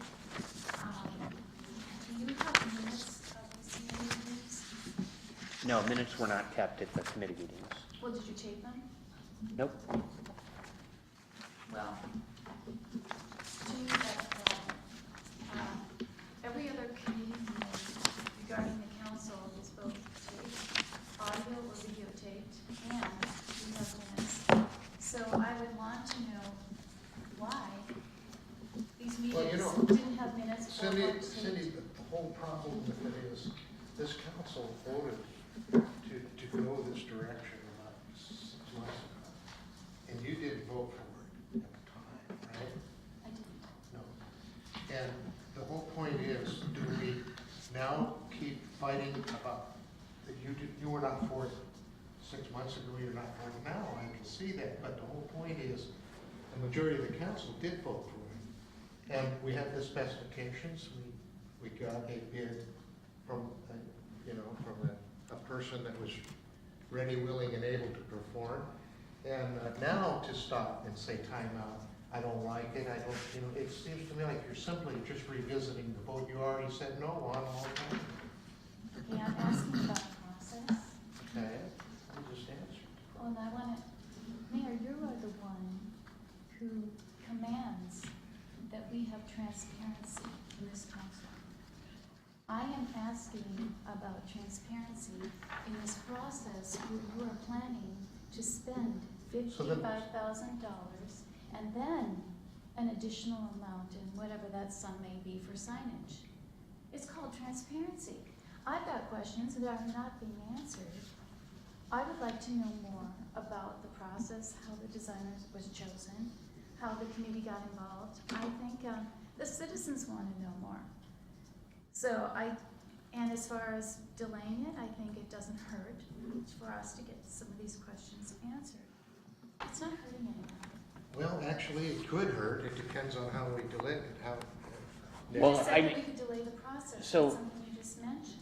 The contract specified that the consultant was going to provide 3 alternatives as refined through an advisory committee process. And so the consultant has performed in accordance with the contract.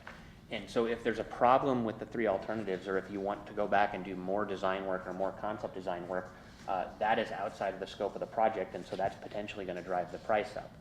And so I don't know that you're gonna be able to do anything but choose to refine one of these three alternatives or some other concept that was previously presented, which there were hundreds of them that the committee went through. But most of them follow generally along the lines of what is shown here, and it would continue to, they continue to refine it through the process. So yeah, that would be part, you can extend it, but you're still faced with selecting one of these three. You can extend it and you can amend the contract to go back to the drawing board, or you could terminate the contract and say that we want to start this whole thing over. And so I think that's where you're at, but I don't think that, as far as I can tell, there's been no problem in terms of performance of what the city contracted for and what's been provided to this point. I'd like to add, I know Cindy has some design issues, and of course she's expressing herself now about transparency and stuff. But the thing I had about this project is I remember the first 20,000 you talked about getting money in for wayfaring signs, and I actually was in favor of it. If you remember, I think I was in your office talking about it, and then it went to 40, and then you came in and asked for 60 because the designer said we're going to need to address the issue of logo and maybe some branding issues, and so it went to 60, but then the council kind of balked at that, and you said, how about 55? And I think we all agreed it's 55. But at that time, I actually thought that included the sign themselves. Now, I must have been the only one that thought that. I don't know. I guess the rest of everybody, I don't think you guys were on the council. I wish it included the sign. Yeah, I do too.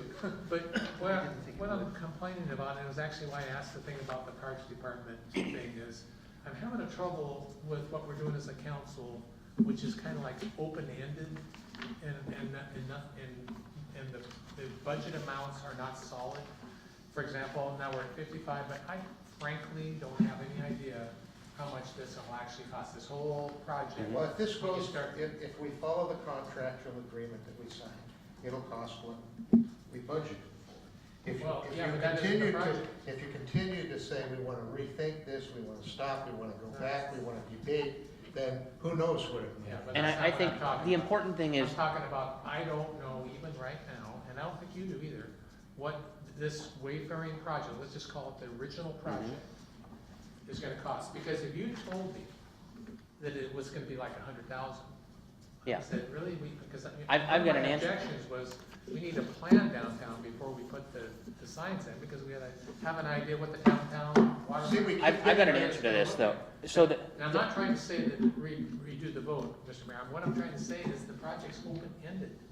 well, we're writing, Let's give Mr. Bond a chance to answer your Well, I'm question. trying to explain what I'm. I understand what you're Three asking. ways, So Mr. Bond. the question, I think the issue here is we are preparing bid specifications. When you go to build a park like McCormick Park Phase 1, we designed everything that we were going to build. The engineer provided us with an engineer's estimate, and then we took it to bid. So what we're doing right now is we're designing the entire system. We're getting quantities of signs. We're specifying the materials the signs are going to be made out of. And so we're getting bid specs for each one of these signs and quantities for how many of each sign type we need. So this project that we are paying $55,000 for results in a system that has dollar amounts attached to it. So at the end of this project, you're going to have an entire system throughout the city that says that these are the signs that we're going to have. These are the top priorities, and maybe the top priorities are $70,000 worth of signs. And the next tier is here, and the next tier is there. And you go down the list in order, and every year you pick off a few more and add them to the system. But what we're doing right now is we are designing the signs so that they can be bid. And as far as the dollar amount from the initial contract, it was taken to the Economic Development Committee in October of 2013. We talked about it initially as 20. I came back after having done some research and said, if we're going to do this thing right, it's going to cost 40 for the signs. Once we selected a contractor to do this, they said, you asked for wayfinding signage, but designing a logo is not the same as designing a wayfinding sign. This is our recommendation for how to do this project. I took that recommendation to council and said that the consultant has recommended that we do $40,000 to design the signs, but in order to have the logo work done and to really figure out what the logo is going to look like and make sure that it also is usable for applications besides the signs, this is the cost of the logo design. And this is an option, and you don't have to do it. but council opted to do it at that time because they wanted to see consistency between the signage and a logo which could be used in other applications. And so that's how we got to this point, but what's going to result from this project is bid specs that we can take to a sign contractor and we can say, 10 sign contractors, give us your best price for this sign that meets this spec, and then they'll have a competitive process on price. When you select design consultants, and this is getting a little bit more towards Cindy's comments, we went out through a professional services selection. That's a qualifications-based selection process, and we went off of the city's professional services roster. And so you have to be on that roster in order to be eligible, unless we do a full RFQ, which is expensive. We chose this as a most efficient option. We selected 3 consultants. We got proposals from 2 of them. The other one didn't respond by the deadline. And we met as a committee with the mayor, and we selected one of the 2 firms and said, now let's negotiate the price because we've determined that you're the most qualified firm. And so that's how we got to the point where we negotiated the contract here. So. Well, And now we're trying to complete the contract in a timely manner. That's simple as that. I hear that. And we don't want to start to reinvent the wheel at this point. Well, even in the process, and again, I'm not trying to re-vote it, I'm just saying that this project seems to be taking on a life of its own. And, when we have the DOD, Design Review Committee, and I know that they haven't heard anything about this or seen what you're bringing forth for downtown. We have the, and we've already mentioned this, I don't want to beat a dead horse, but we have the greens lamp posts that we've gone with, and green isn't in your color palette, and green benches, and I'm a little worried where we're going, and I don't want to get down the road and find out that we've spent well over $100,000, and I agree, we'll have a design, and I don't think it looks bad, me personally. I understand that it's not Port Orchard, as Cindy says, because frankly, it's not late 19th century, early 20th century decor looking when you have a metal post out there. But nonetheless, I kind of think that this project's kind of loosey-goosey for me, and I'm having trouble with it. And it's because the money seems to just keep creeping up. Well, yes. Maybe I'm more familiar with this, because I started off on the Economic Development Committee, the first subcommittee I was on when I first got on the council. And what Nick just said resonated with me 100%. Everything he said is what I recall in this situation. I recall this coming to the work study session. I recall talking about the fact that wayfinding signs will look different than the city's logos and the city's flags and all of that. We talked about all of this. And it went forward after all of that discussion, and it was approved by this council. And I don't remember who voted what, but I do know that it was approved after a lot of discussions. And I recall that because it started in economic development in 2013. And it was still into the spring when we were still talking about how we were going to go about Started at this. 20,000, I was in economic development at that time. As far as I could see, the person that was hired did the work he was hired to do to this point, and he needs to finish the contract that we approved to finish. Now, we can pick one of these 3 or not. I think it's almost too late now to ask the public which one of these 3 that they would like in order for this contract to be finalized per the agreement that we set in motion almost a year ago. It's been a year since we set this thing in motion, since the discussions have started. My feeling is this contractor's making terms for what we've hired him to do. He can't finish the terms of that contract unless we select one of these 3 options. There's been, I don't know, in fact, you've been on the committee. There was a lot of discussion about who would sit on this committee, members of the community. I wasn't on it, you were on it, but it was well represented, and a lot of effort went into this per the direction of the council.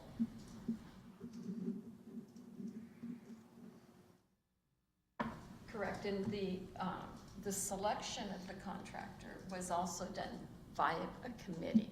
There was citizens involved in that process too. None of this was done in isolation. And I want to just speak on behalf of the committee, particularly the citizens that were invited to work on this and that did work.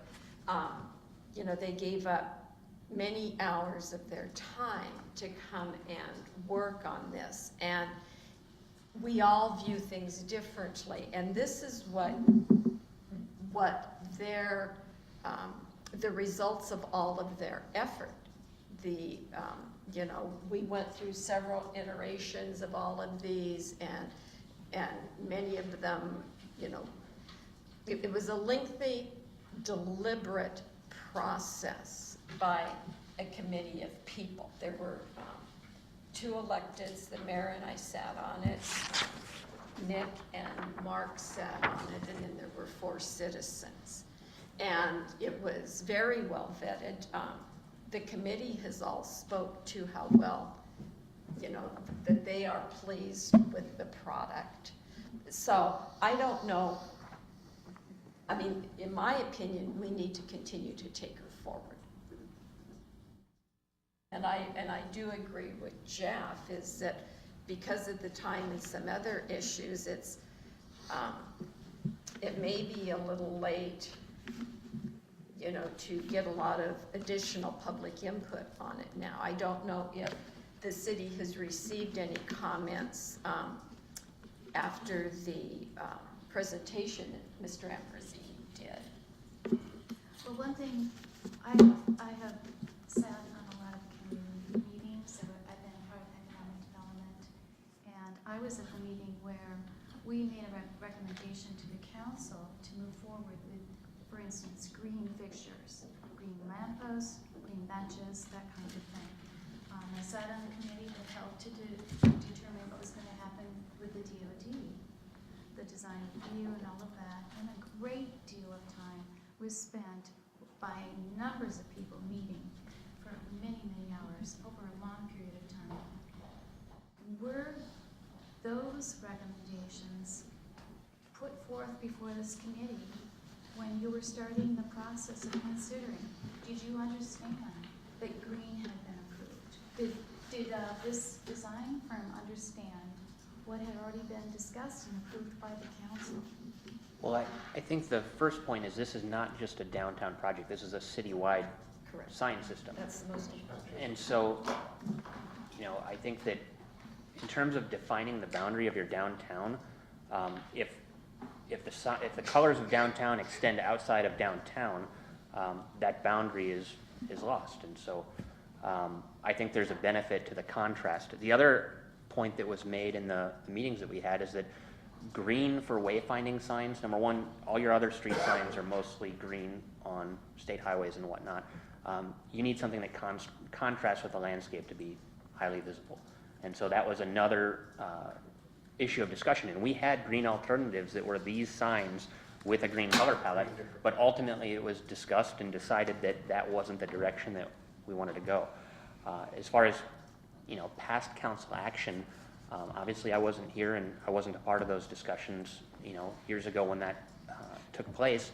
But to my knowledge, you know, we don't have anything codified or in our public works standards that says that that's the color that should be used throughout the city or anywhere else. I think that selections were made for furniture and lamps or for light fixtures downtown, and I think they're good selections and they work, but I don't think that precludes any other color from being used for a family of wayfinding signs.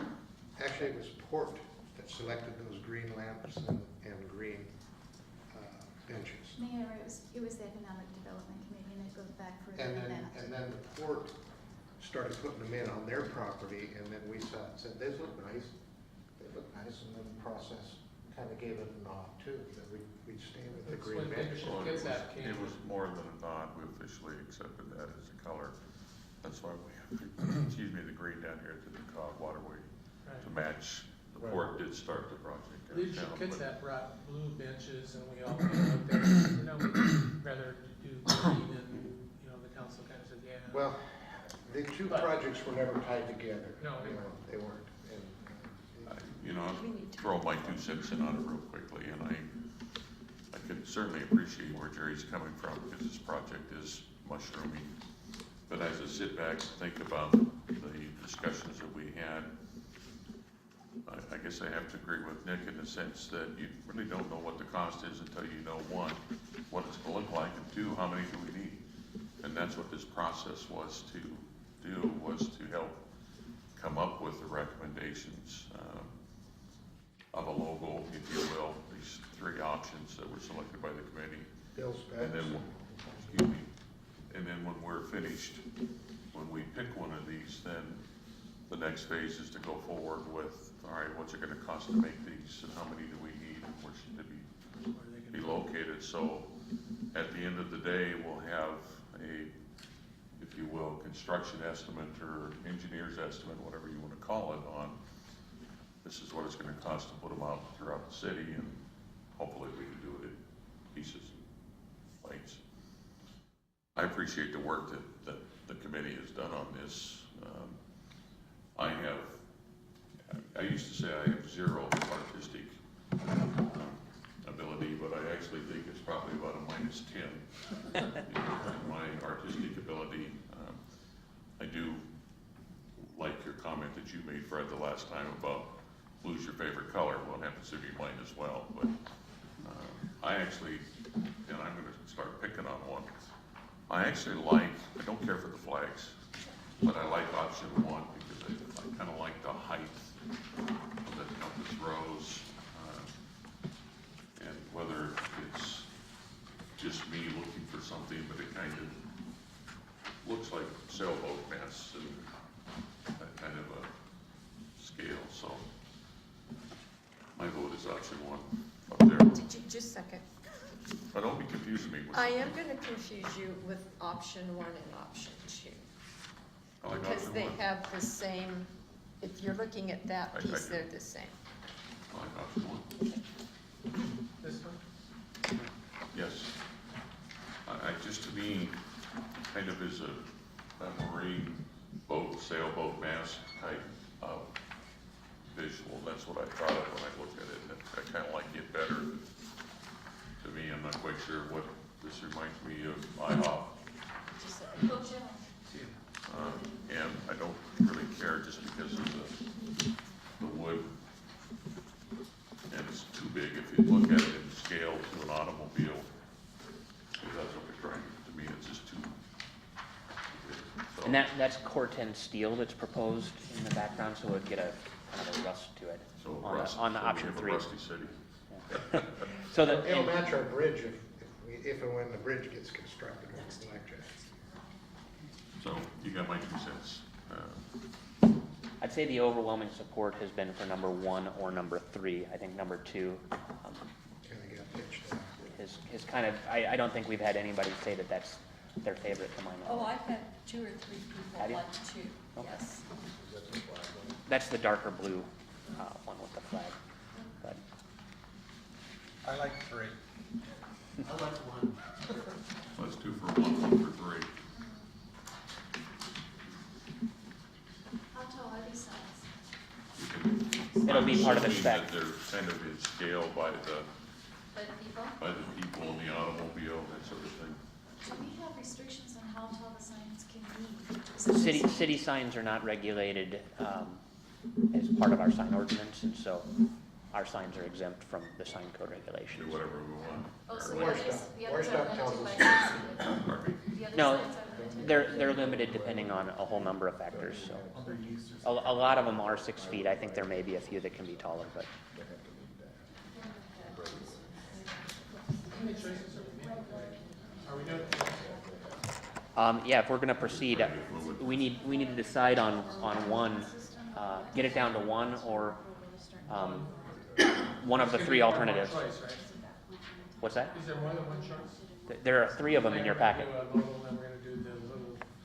Well, yeah, I suppose the sign detail is one component of it, and the logo can still, we can still hash that out, and the logos are interchangeable if you like one versus the other.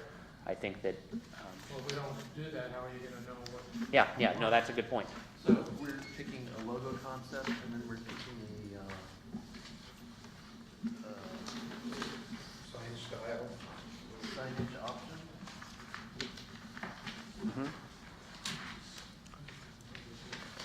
so options 2 and 3 have the same basic logo, although the wave that's associated with it is moved. And then option 1 has a different logo altogether.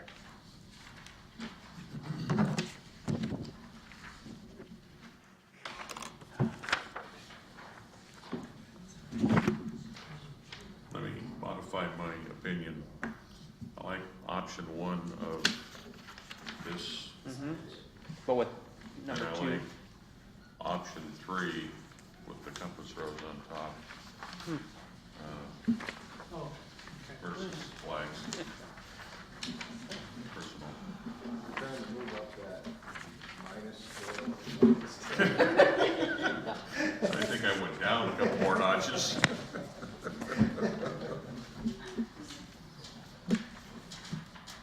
The one thing I can assure you is I have an opinion. Right, wrong, or otherwise, I have an opinion.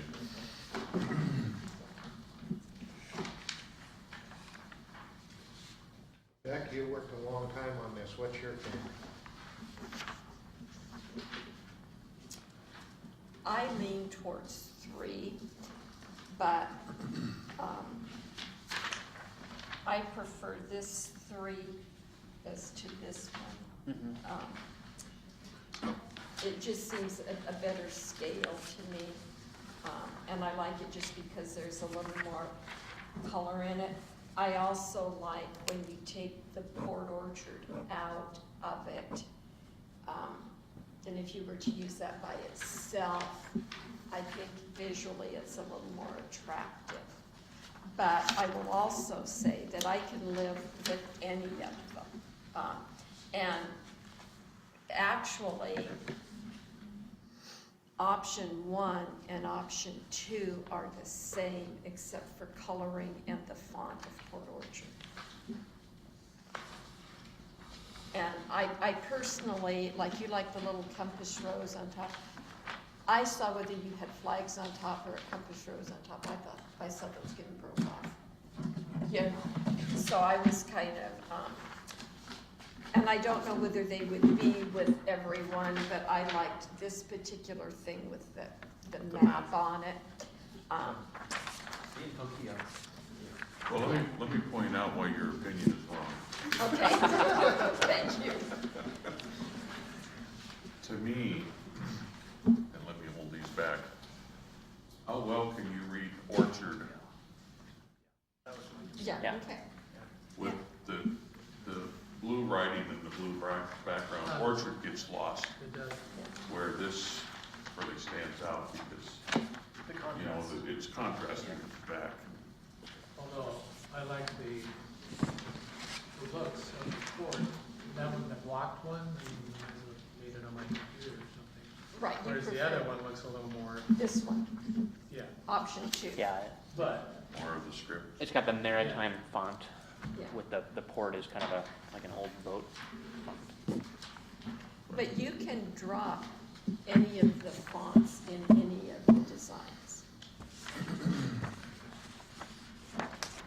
and I remember when he spoke to us, he kind of said, or maybe whoever was leading this might have been Nick, that we need to choose between one of these 3 Yeah. things, and then we can go to the signs, and we're gonna put what we choose Mhm. on the sign, right? And then we choose the sign. So, probably we need to choose, I mean, if you wanna follow. So this I'm hearing logically- the font on number 2 is maybe being preferred. To 3. I like 1. But yeah, putting the font from number 2 onto the sign of number 1, the color scheme. I think that's what I heard you Is say. it possible to blend and use the font with the little wavy colored lines on that? Yeah, I think it probably would be. It would need a little bit of I tweaking, mean, it but just gives it a little more pop, as you refer to it, suggesting that this little Wait, down below oh, yeah, on this. yeah, I see. Well, geez, that's the blocking one. Well, you could put this font with the wavy line in here. I would be fine with Oh, that. okay, yeah, I would do. But I like the background structure of this monument sign personally. and putting that kind of a font on it. Okay. The block one seems kind of unimagined, kind of like, oh, you made that for that kind of thing? Well, I'm hoping that's. Oh, no, you have, So I hear the Mine is cursive below port the is spelling. preferable to no, the you block have no idea how port. long it took us to get to that. right? So the, when port is written in cursive and then orchard is block and then the wave is underneath it, that's the font, or that's the, Or the black underneath was kind of kibosh because you can't read it. yeah, yeah, I'm talking about the logo, not the sign. Oh. So with the wave, the cursive port, and the block letter orchard, Yes, block letter, not black. yeah. Just exactly like this. To take that, So take this Put it on font, that. but put it into the other sign you have this with the lighter strip. scheme maybe? So because it's not blue, it would show. Yeah. Okay. Well, Okay. and you also, it's not just block letters, this one. It gets not only the port as well as the wave. I like it. This was the way you were in art school, what would you like to do? Worse? I was in Minsley and the teacher came up to me and asked me if I knew how to lip sync. So,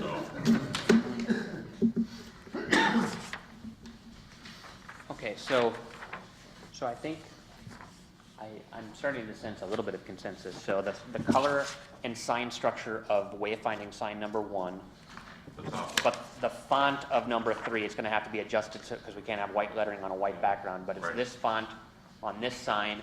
And then I also heard, John, you said that you preferred the compass rose on top as opposed to the flags, so that group there, so.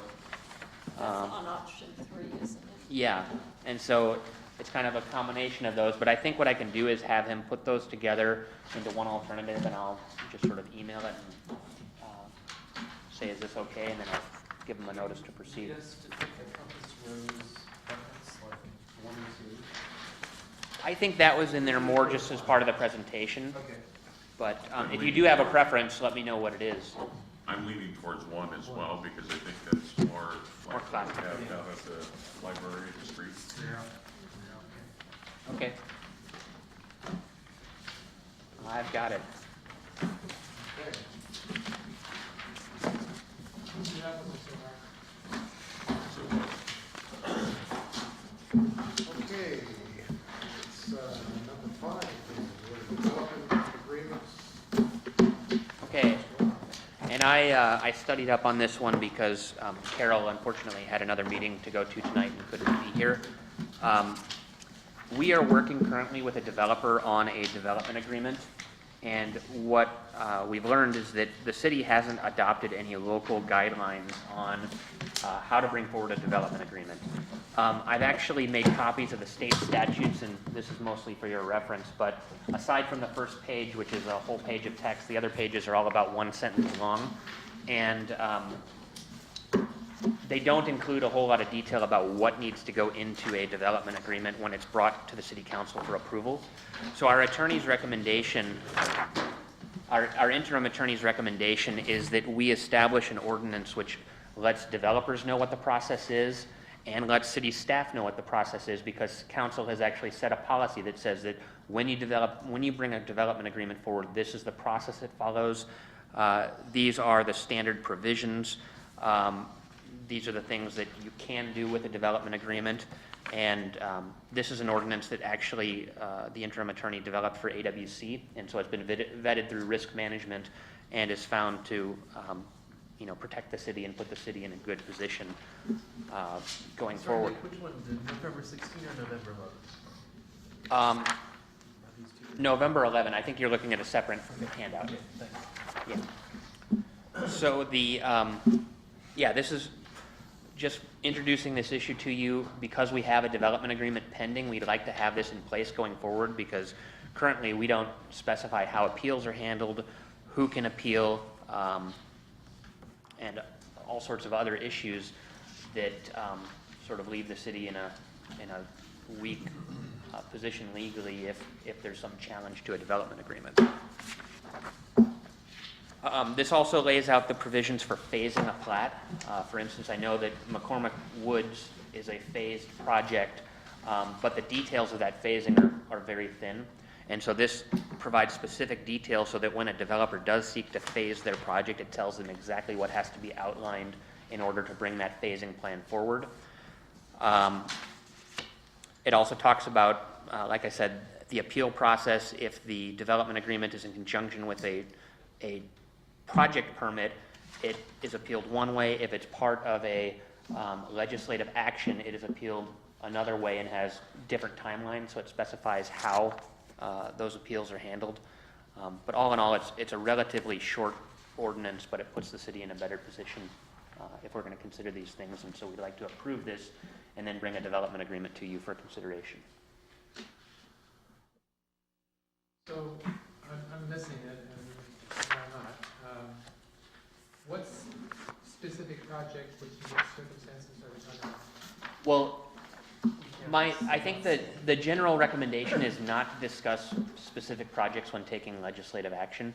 And so I would encourage you, if you're going to approve this, you should make it available to everybody in the city and not just one specific applicant. And so we are talking to somebody, but... Is this a executive session thing then?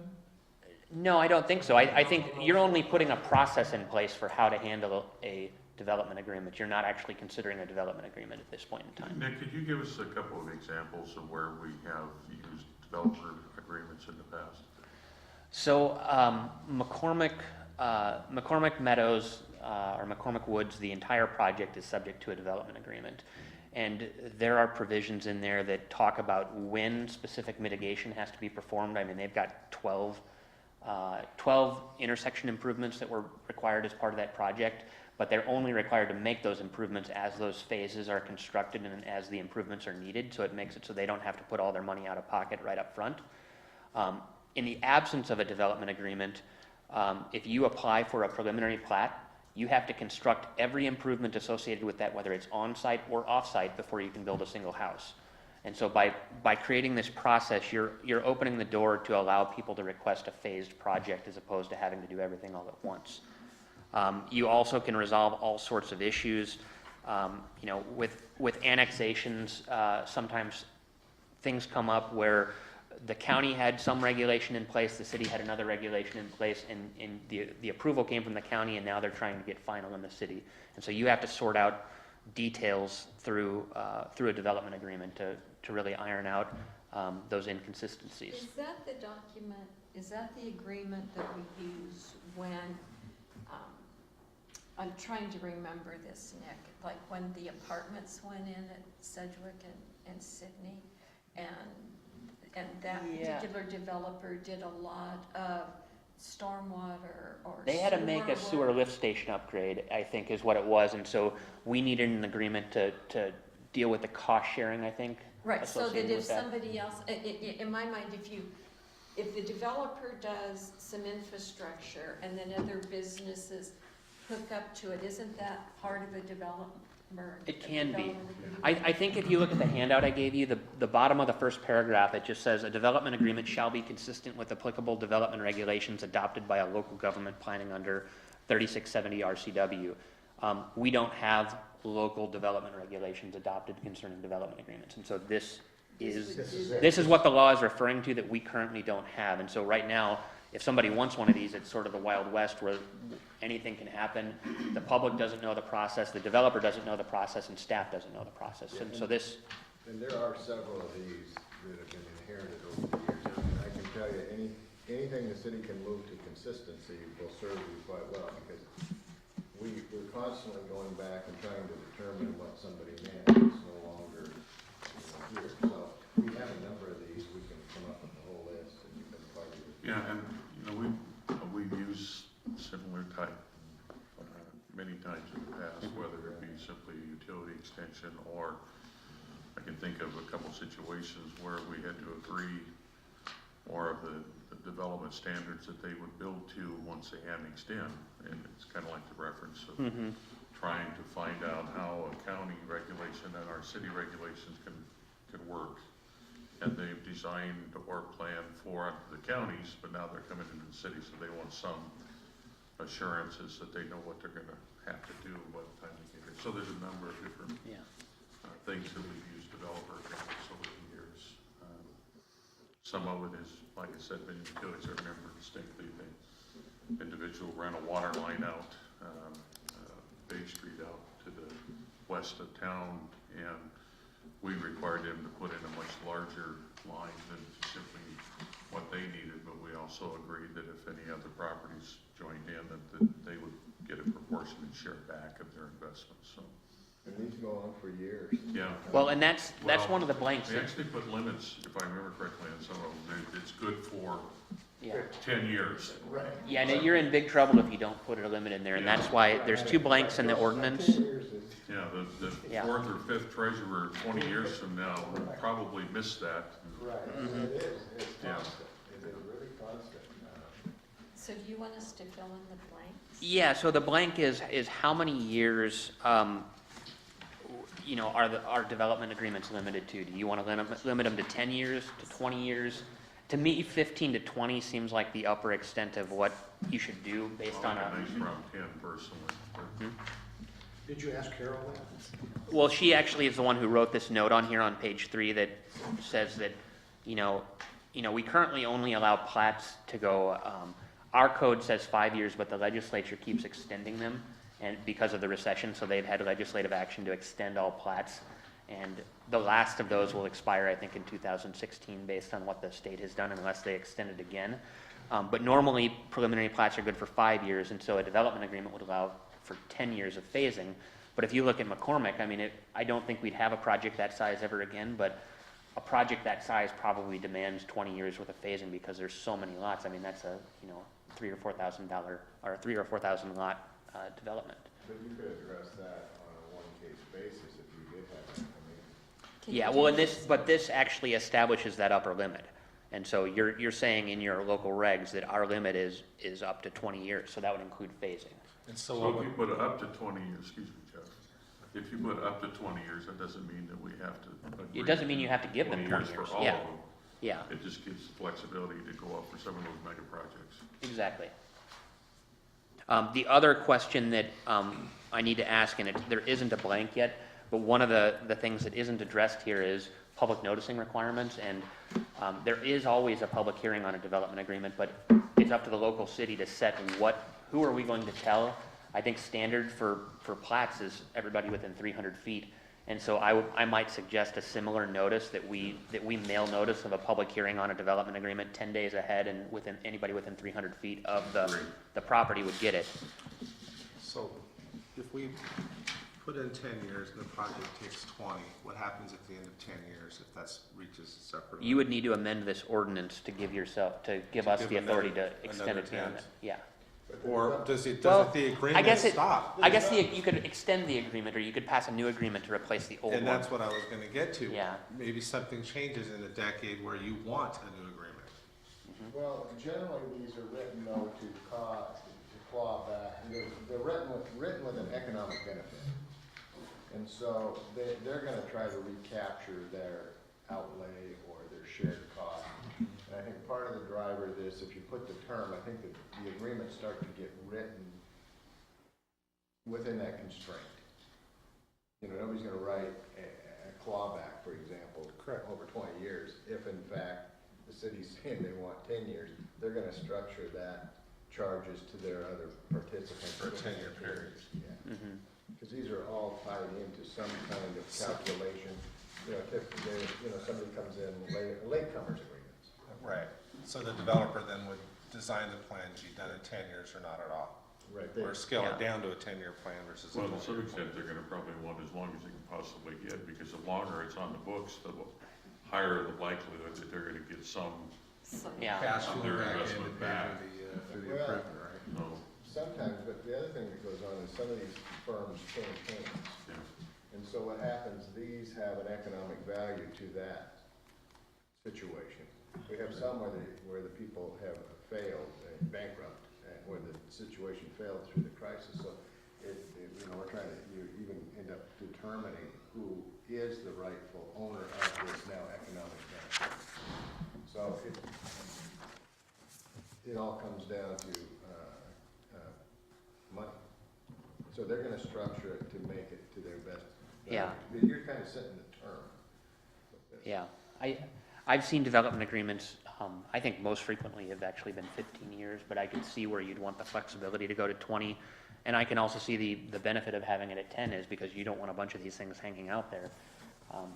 So I think really anywhere in there is probably fine, but you need to consider, you're gonna be addressing that on a case-by-case basis as it's brought to you. I was gonna say, you're gonna hear what the project is and decide what a reasonable time up to, whatever it is. Because this is just the front, when they come in the door, Nick will be able to hand them this and say, this is the city's constraints Okay. on the outside, and then the development agreement's gonna get written within those constraints, and they could write it for 5, 10 years, or the city is agreeing to this. So the city could say, our interest isn't to go out 15 years, our interest is for 10. Yeah, and one reason the city would want a shorter one, in Eatonville, for instance, we had limited water supply, and so these developers wanted to tie up the water with their project so that they would be able to build it.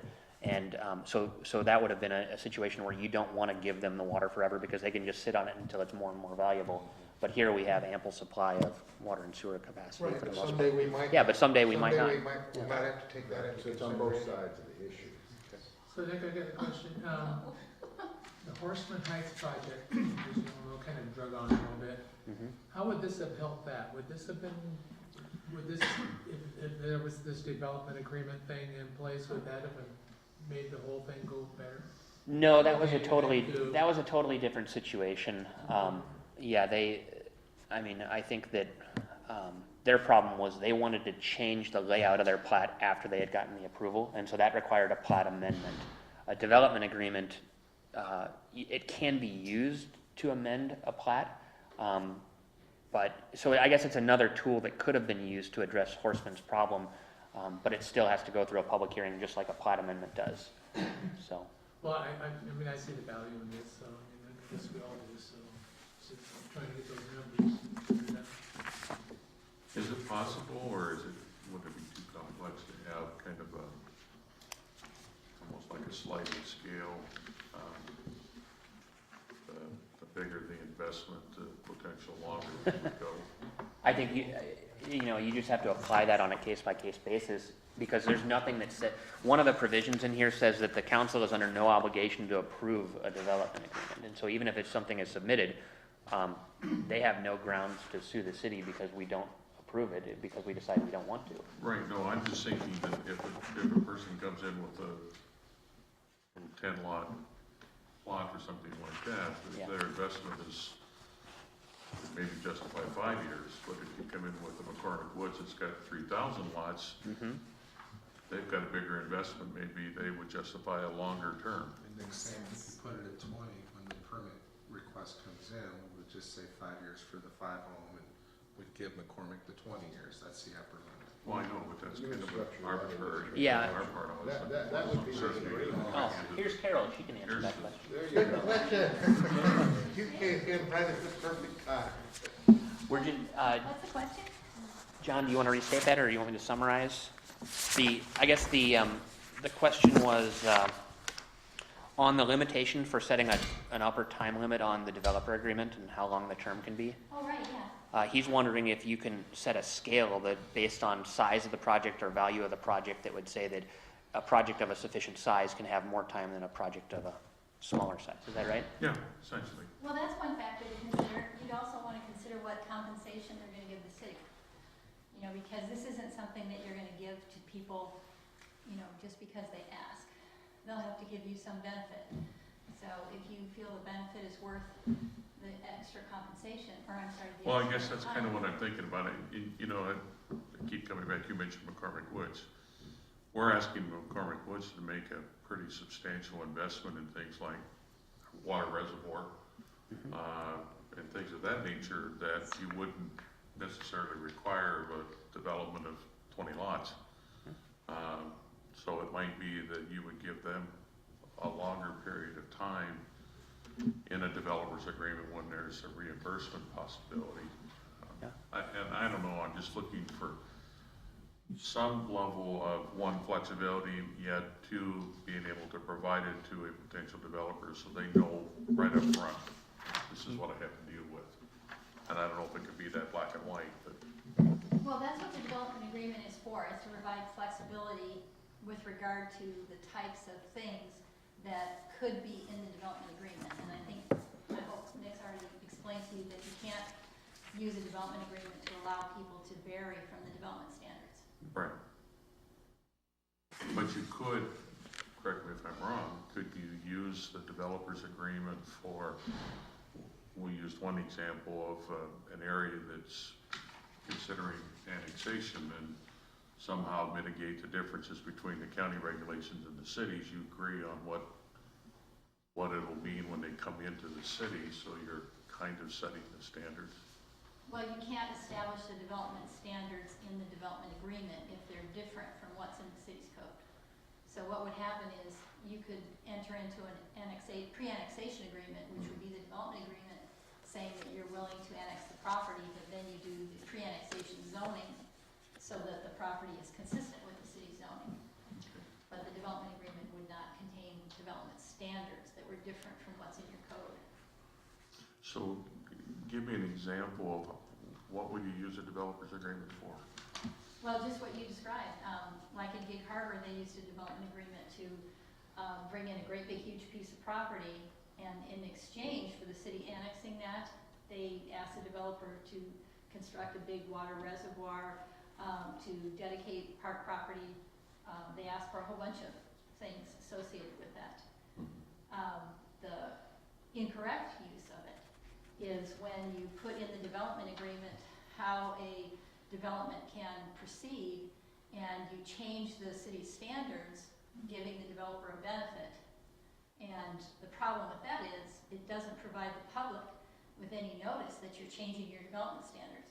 And you all know that when you're amending your code, what you have to do is, you adopt the, you draft the ordinance, you have to send it to the Department of Commerce, then you have to have a planning commission hearing on it, and then it can change before or after that. The planning commission recommendation comes to the council, and then if the council changes a planning commission recommendation, then you have to have another public hearing.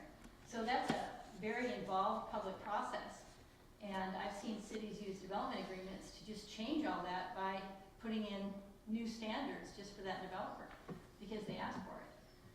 So that's why this is fairly strict about what needs to be in there.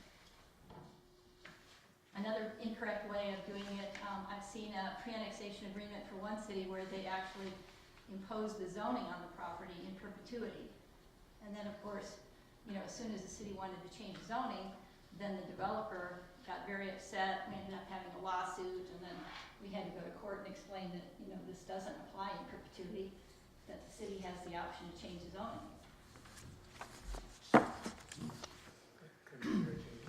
So Nick, are you asking us for numbers like 5 or 10? Well, yeah, I think the upper limit of the term, and Carol, maybe you have some input on this. I've seen 10, 15, and 20-year agreements before. I don't know that you want to go much beyond that. 20, I think, is the limit. And then you probably talked about how subdivisions right now have such a long period of time anyway for expiration. That was in the notes, wasn't it? Yeah, with the legislative action to extend all the plats that are out there. The 20 years would just be the upper end, you could still. Yeah, you can negotiate anything Yeah. up to 20. Right. Right. And Yeah. then in your findings for why you're adopting the development agreement, that's when you want to put in what benefit, you think allows you Station to go or up higher. whatever you want them to do. Right. But you try and, make findings that tailor it to the individual development agreement so that you don't have someone saying, well, it goes up to 20, I want 20, but they're not willing to do much for you. I think I would feel comfortable with Carol and Nick choosing a number that's to the benefit of the city and the citizens, because I don't feel like I have the background to just throw out some number and say, hey, let's do that and try and sell you guys. How about my number? What about my number? Let's get my number. The truth is, you guys are doing this, you do it all the time, so I would be comfortable with you coming up with a number that works for Virtue. Well, I think the max is 20. Yeah, I think 20 keeps the flexibility with you, and then on a case-by-case basis, if you don't feel that 20 can be justified, you can lower it based on the size of the project. And location, But we don't have to go back and change the ordinance because we decide that we want a development agreement for more than 20 years. I like your words of up to. Yeah.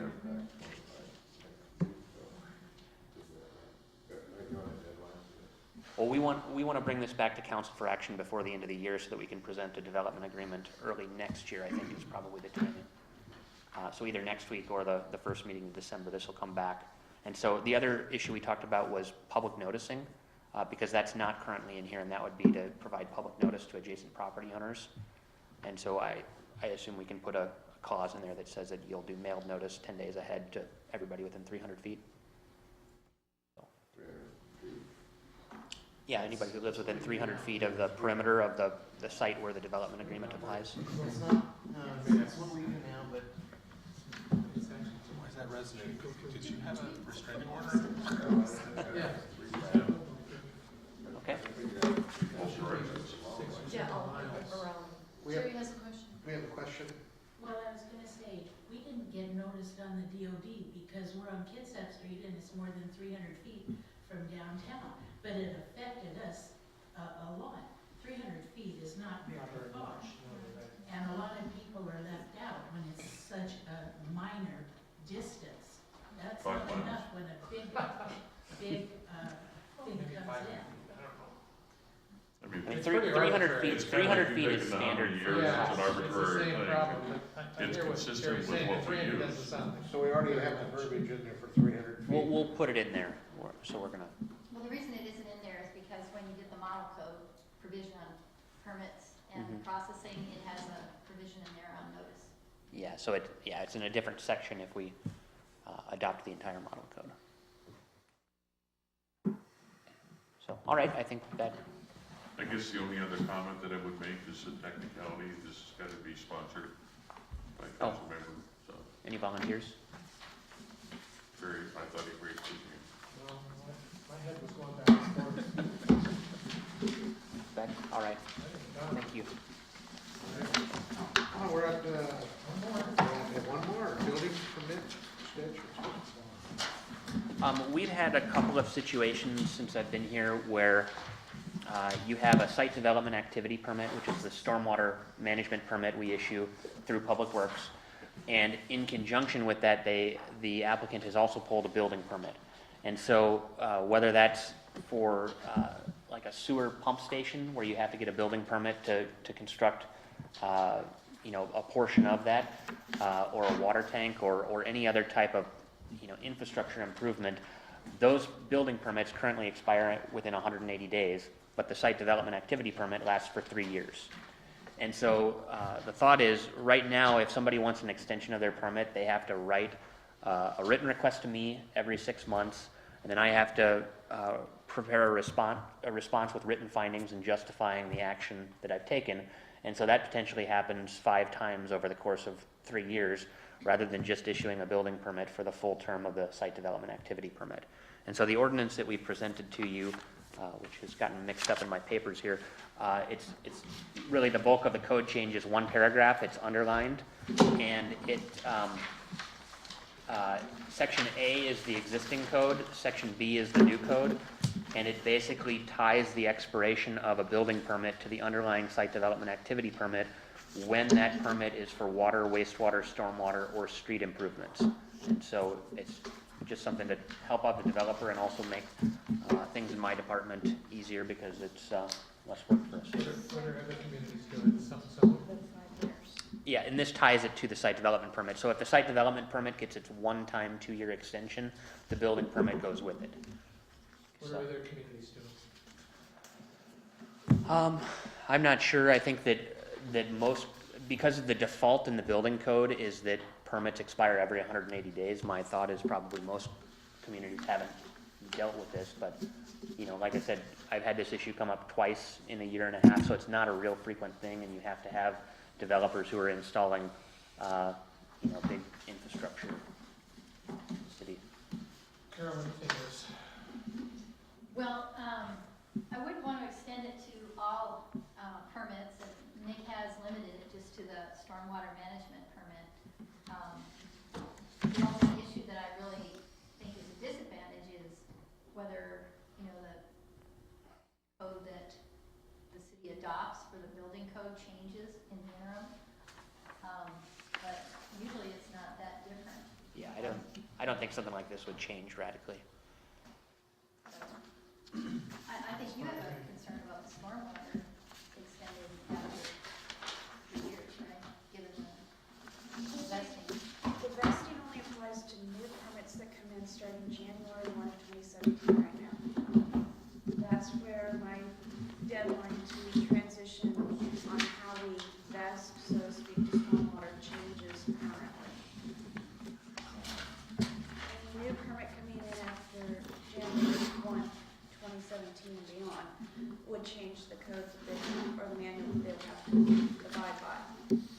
That would be handled at the time of issuance of the permit.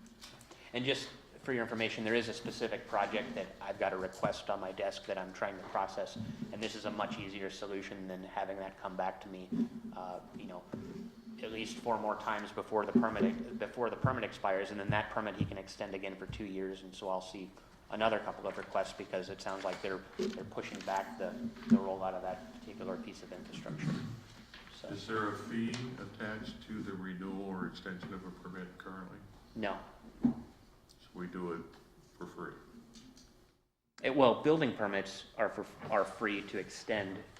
That's the question. Yeah, but as far as other permits, I don't know. I can't No, I'm speak to. referring, what you're asking for is Yeah, this extension is- of buildings. Yeah, it's And my free question is, currently. currently, somebody has to come in and ask you for an extension. You have to respond Mhm. with yes, and we do that for free. Yeah, it's a money loser. Why do we even have 180 days? That's in the building code. That's the standard language of the IBC. And we This want, actually if saves somebody us- gets a building. Yeah, this is saving me time and it's saving the developer's time. I think the other thing you gotta realize is that every time a permit's about to expire, we send somebody a letter saying your permit is going to expire in 30 days. So there's some staff time involved in this, and, you know. And what does it, what purpose does it serve to do this every 6 months? Well, you don't really want building permits sitting out there forever. I mean, my question is, what changes if you make them 2 years versus every 6 months? Well, the building code changes every 3 years. And so potentially you're letting them stay in accordance with an older building code than what might currently be adopted. And so they don't lose anything in this change? No, they don't lose anything at all. They only gain. That's the answer I was looking for. It's an advantage to the developer because the 2 permits are tied together. The building permit doesn't have to be continually renewed in order to keep up with the site development permit, and it's an advantage to the city because the city doesn't have to go through all that paperwork. Right. Yeah, and also, I know that developers sometimes, when there's financing involved or investors, they have to be able to show that they have all their permits, and so they want to pull the building permit, but they may still be 2 or 3 years out from actually building that piece of infrastructure. And so this helps them with financing and just being able to tell people that they are ready to start this project. If you do enough of these, you can go on half-time, Yeah, but you gotta do about 1,000 I think- to do the time savings. You're supposed to say that. I think it'll take me 2 to break even on the time I spent here tonight, so.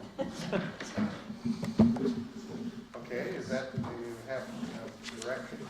Yeah, so that'll come forward at a meeting here before the end of the year. Do we have to excuse